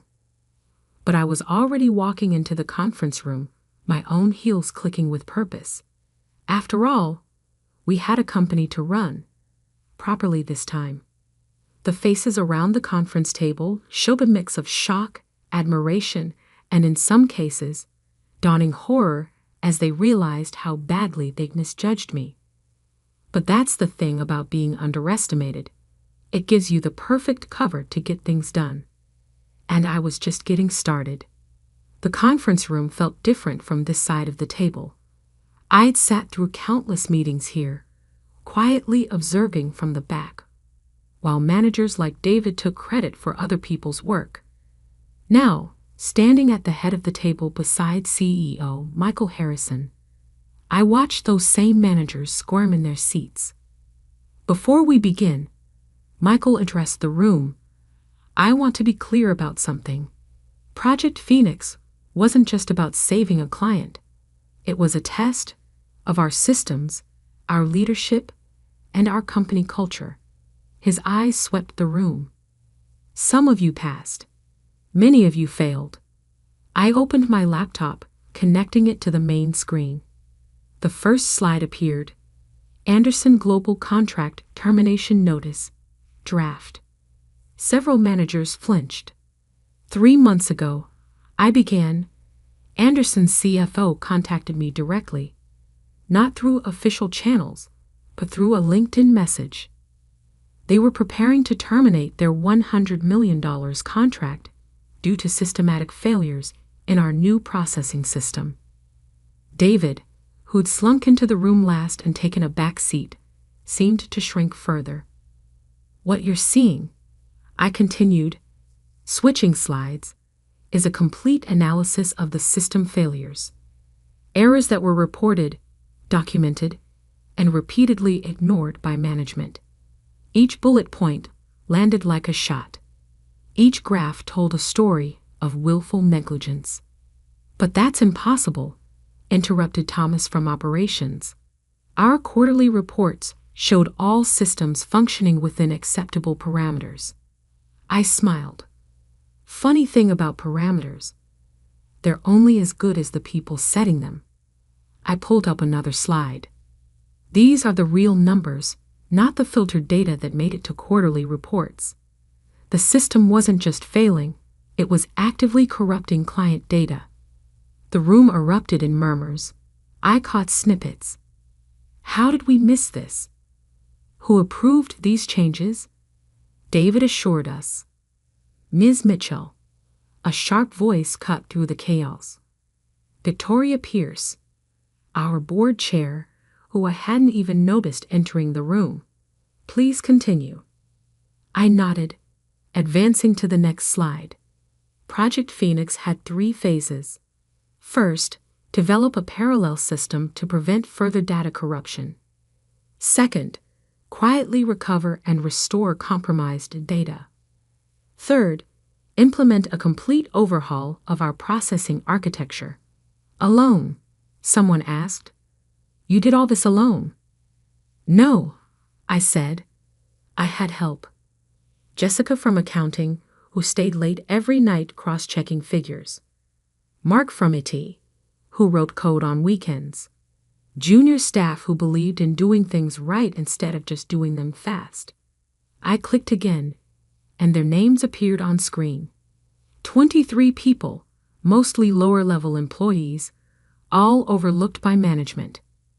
While some managers were focused on metrics and bonuses, I continued, these people were focused on saving our company. They deserve recognition and promotions. Victoria Pierce was taking notes. David was typing frantically on his phone. But the real hero of this story, I said, is sitting right there. I pointed to Raj Patel, a junior developer who looked startled at being called out. Raj identified the initial system flaw. He reported it through proper channels 7 times. Each time, he was ignored or told to stay in his lane. So he came to me. Raj sat up straighter as several heads turned his way. Which brings us to the future. I switched to the final slide. Anderson Global isn't just staying. They're tripling their contract on one condition. I paused, letting the tension build. They want a complete restructuring of our management approach. More collaboration, less hierarchy, more innovation, less politics. Michael stepped forward, which is why, effective immediately, we're announcing several changes. Sarah Mitchell is our new Director of Strategic Operations. Her first task, evaluating all current management positions. The room went very quiet. Some of you, I said, looking directly at David, will be invited to reapply for your positions. Others will be offered different roles more suited to your abilities. And some of you will be encouraged to seek opportunities elsewhere. David's phone clattered to the floor. You can't do this, he sputtered. I have contracts, agreements. Actually, Victoria Pierce spoke up. We've reviewed those agreements. Attempting to terminate an employee who's actively saving a $100 million client relationship. That's grounds for immediate dismissal. I almost felt sorry for David. Almost. Your new team assignments are being sent now. I announced as phones began buzzing around the room. If your name isn't on a team list, HR will be reaching out this afternoon. The meeting ended in controlled chaos. Some managers rushed out, presumably to update their resumes. Others lingered, trying to catch my eye, probably remembering every time they dismissed my input or talked over me in meetings.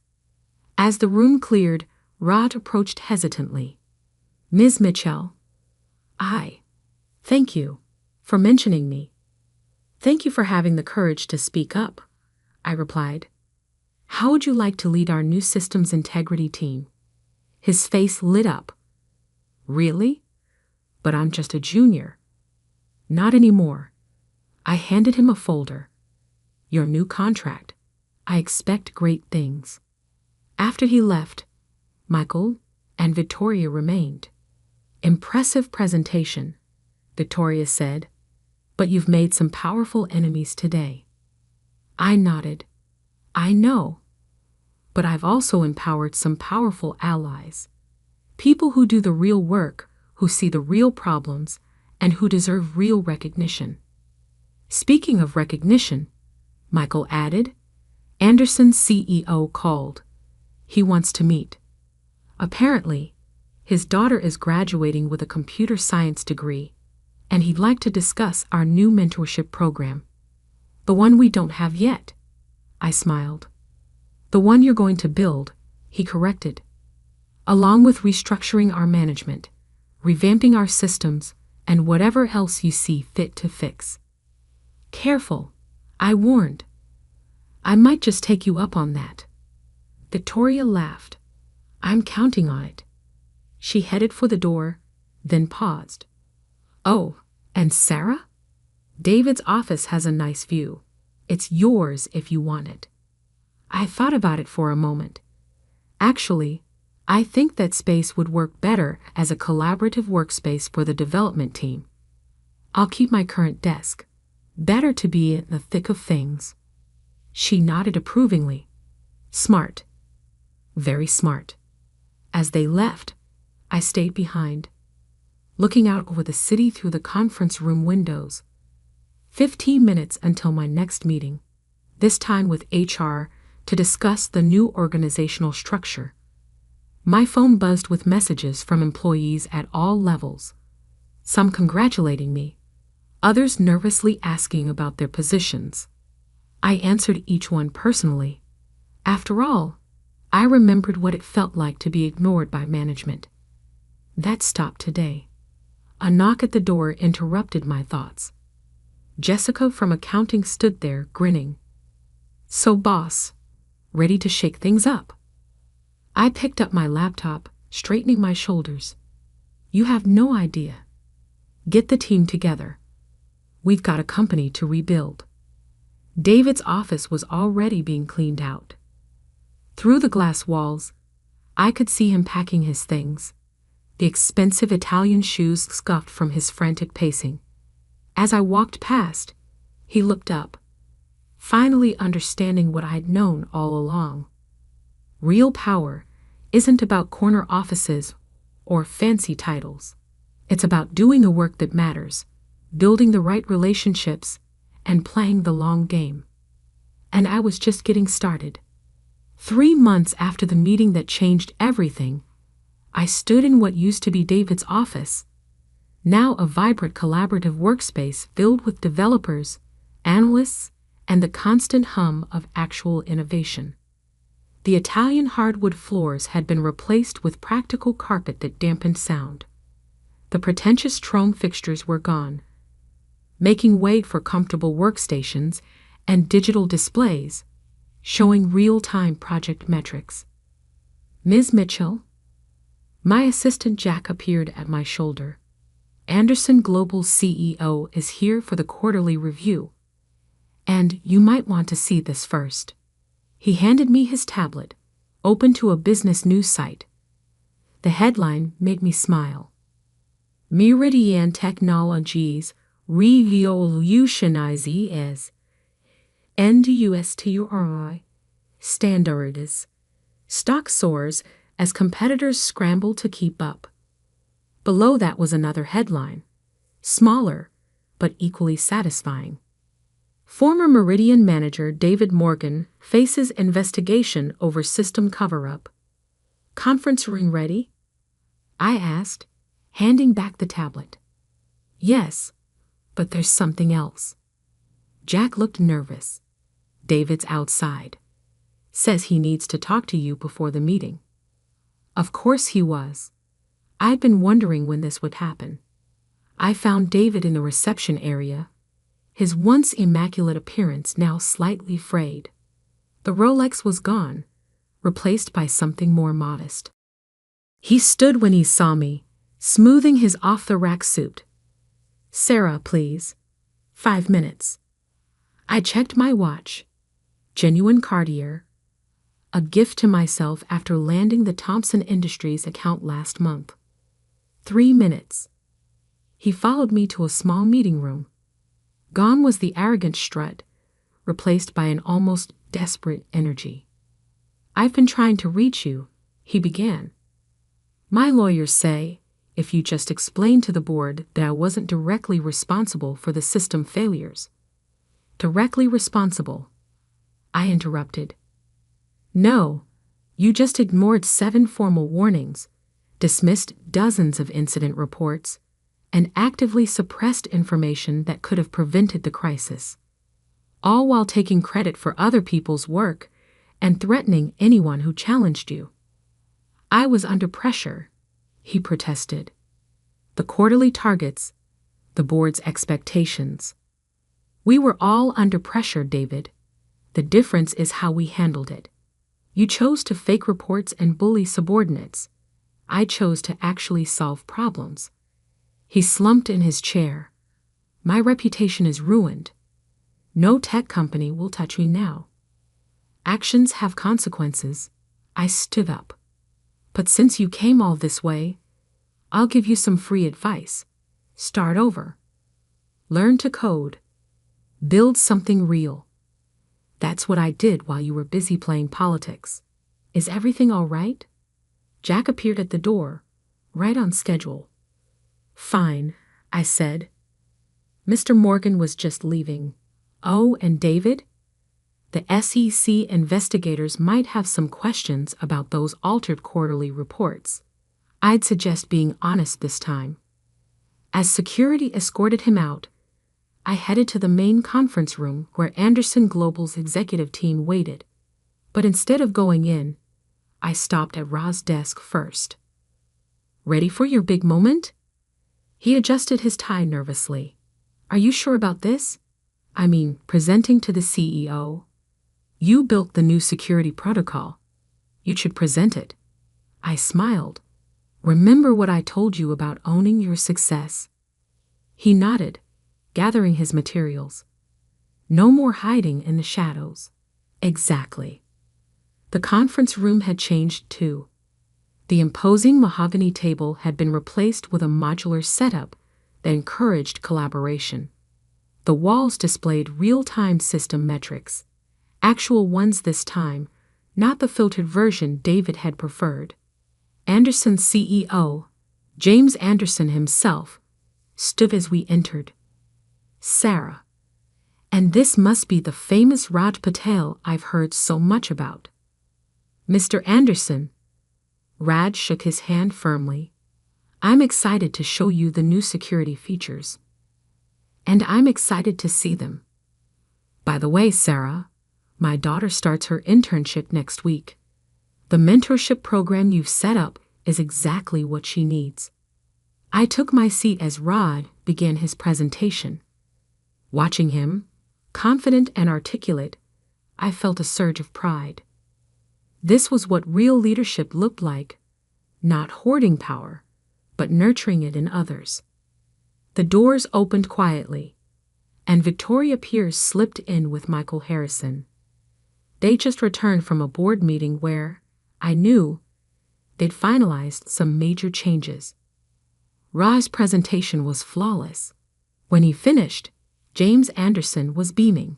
Impressive. Very impressive. In fact, he glanced at his team, who nodded. We'd like to discuss expanding our contract. Again, your new approach to system architecture is exactly what our international divisions need. Michael stepped forward. Actually, James, that ties in perfectly with our news. He nodded to Victoria. Sarah, she said, the board has unanimously voted to create a new position, Chief Innovation Officer. Your name was the only one considered. The room fell silent. Even I was surprised by this one. The title comes with a seat on the board, she continued, and complete autonomy to implement your management philosophy across all divisions. Interested? I looked around the room, at Raj, proudly standing by his presentation, at James Anderson, who trusted my vision when others doubted, at my team members watching through the glass walls, the ones who'd worked in the shadows with me all those months. On one condition, I said. The mentorship program becomes a full department. Every employee gets a chance to rise based on merit, not politics. And we create a fast track for identifying and promoting hidden talent. Done, Michael and Victoria said simultaneously. Later that evening, I walked through the office as the sun set over the city. The space hummed with energy. Developers collaborating on new projects, junior staff confidently presenting ideas, managers actually listening. Jessica appeared beside me. Hard to believe it's only been 3 months. Sometimes the biggest changes happen quietly, I replied. Speaking of changes, she handed me a folder. Remember that system analysis you asked for? Turns out 3 of our competitors are using the same flawed architecture David implemented here. Are they now? I smiled. How interesting. Get the team together tomorrow. I think it's time for Project Phoenix to spread its wings. Taking over the industry, she teased. No, I said, watching my team, my company, in action, just making it better. One system at a time. My phone buzzed, a message from Victoria. Board meeting tomorrow. Time to shake up the industry. I typed back, count on it. As I headed to my modest but comfortable office, still my original desk, just with a better chair, I passed the wall where we'd hung our new company motto. Innovation happens in the shadows until it steps into the light. Below it, in smaller text, success isn't about who takes credit. It's about who does the work. David's expensive Italian shoes had left scuff marks on the floor that first day. We'd left them there, a subtle reminder of what happens when style matters more than substance. Now they were barely visible under the feet of people too busy doing real work to care about status symbols. Tomorrow would bring new challenges, new projects, new opportunities to transform the industry. But tonight, watching the sunset paint the sky in shades of possibility, I knew one thing for certain. Sometimes the best revenge isn't just success, it's creating a legacy that makes success possible for others. And I was just getting started. Jack appeared one last time. Your car's ready. Though, are you sure you don't want to upgrade from the Honda? As CIO, you could afford something more. The Honda stays, I said firmly. It's got good mileage, runs perfectly, and never pretends to be something it's not. I picked up my bag. Besides, I'm saving my money for something better. The new Tech Academy? He guessed. I nodded. Next month, we'd open the Meridian Technology Academy, offering free coding boot camps to overlooked talent. The first class was already selected, including David's former assistant, who'd secretly been coding brilliant solutions while he took credit for others' work.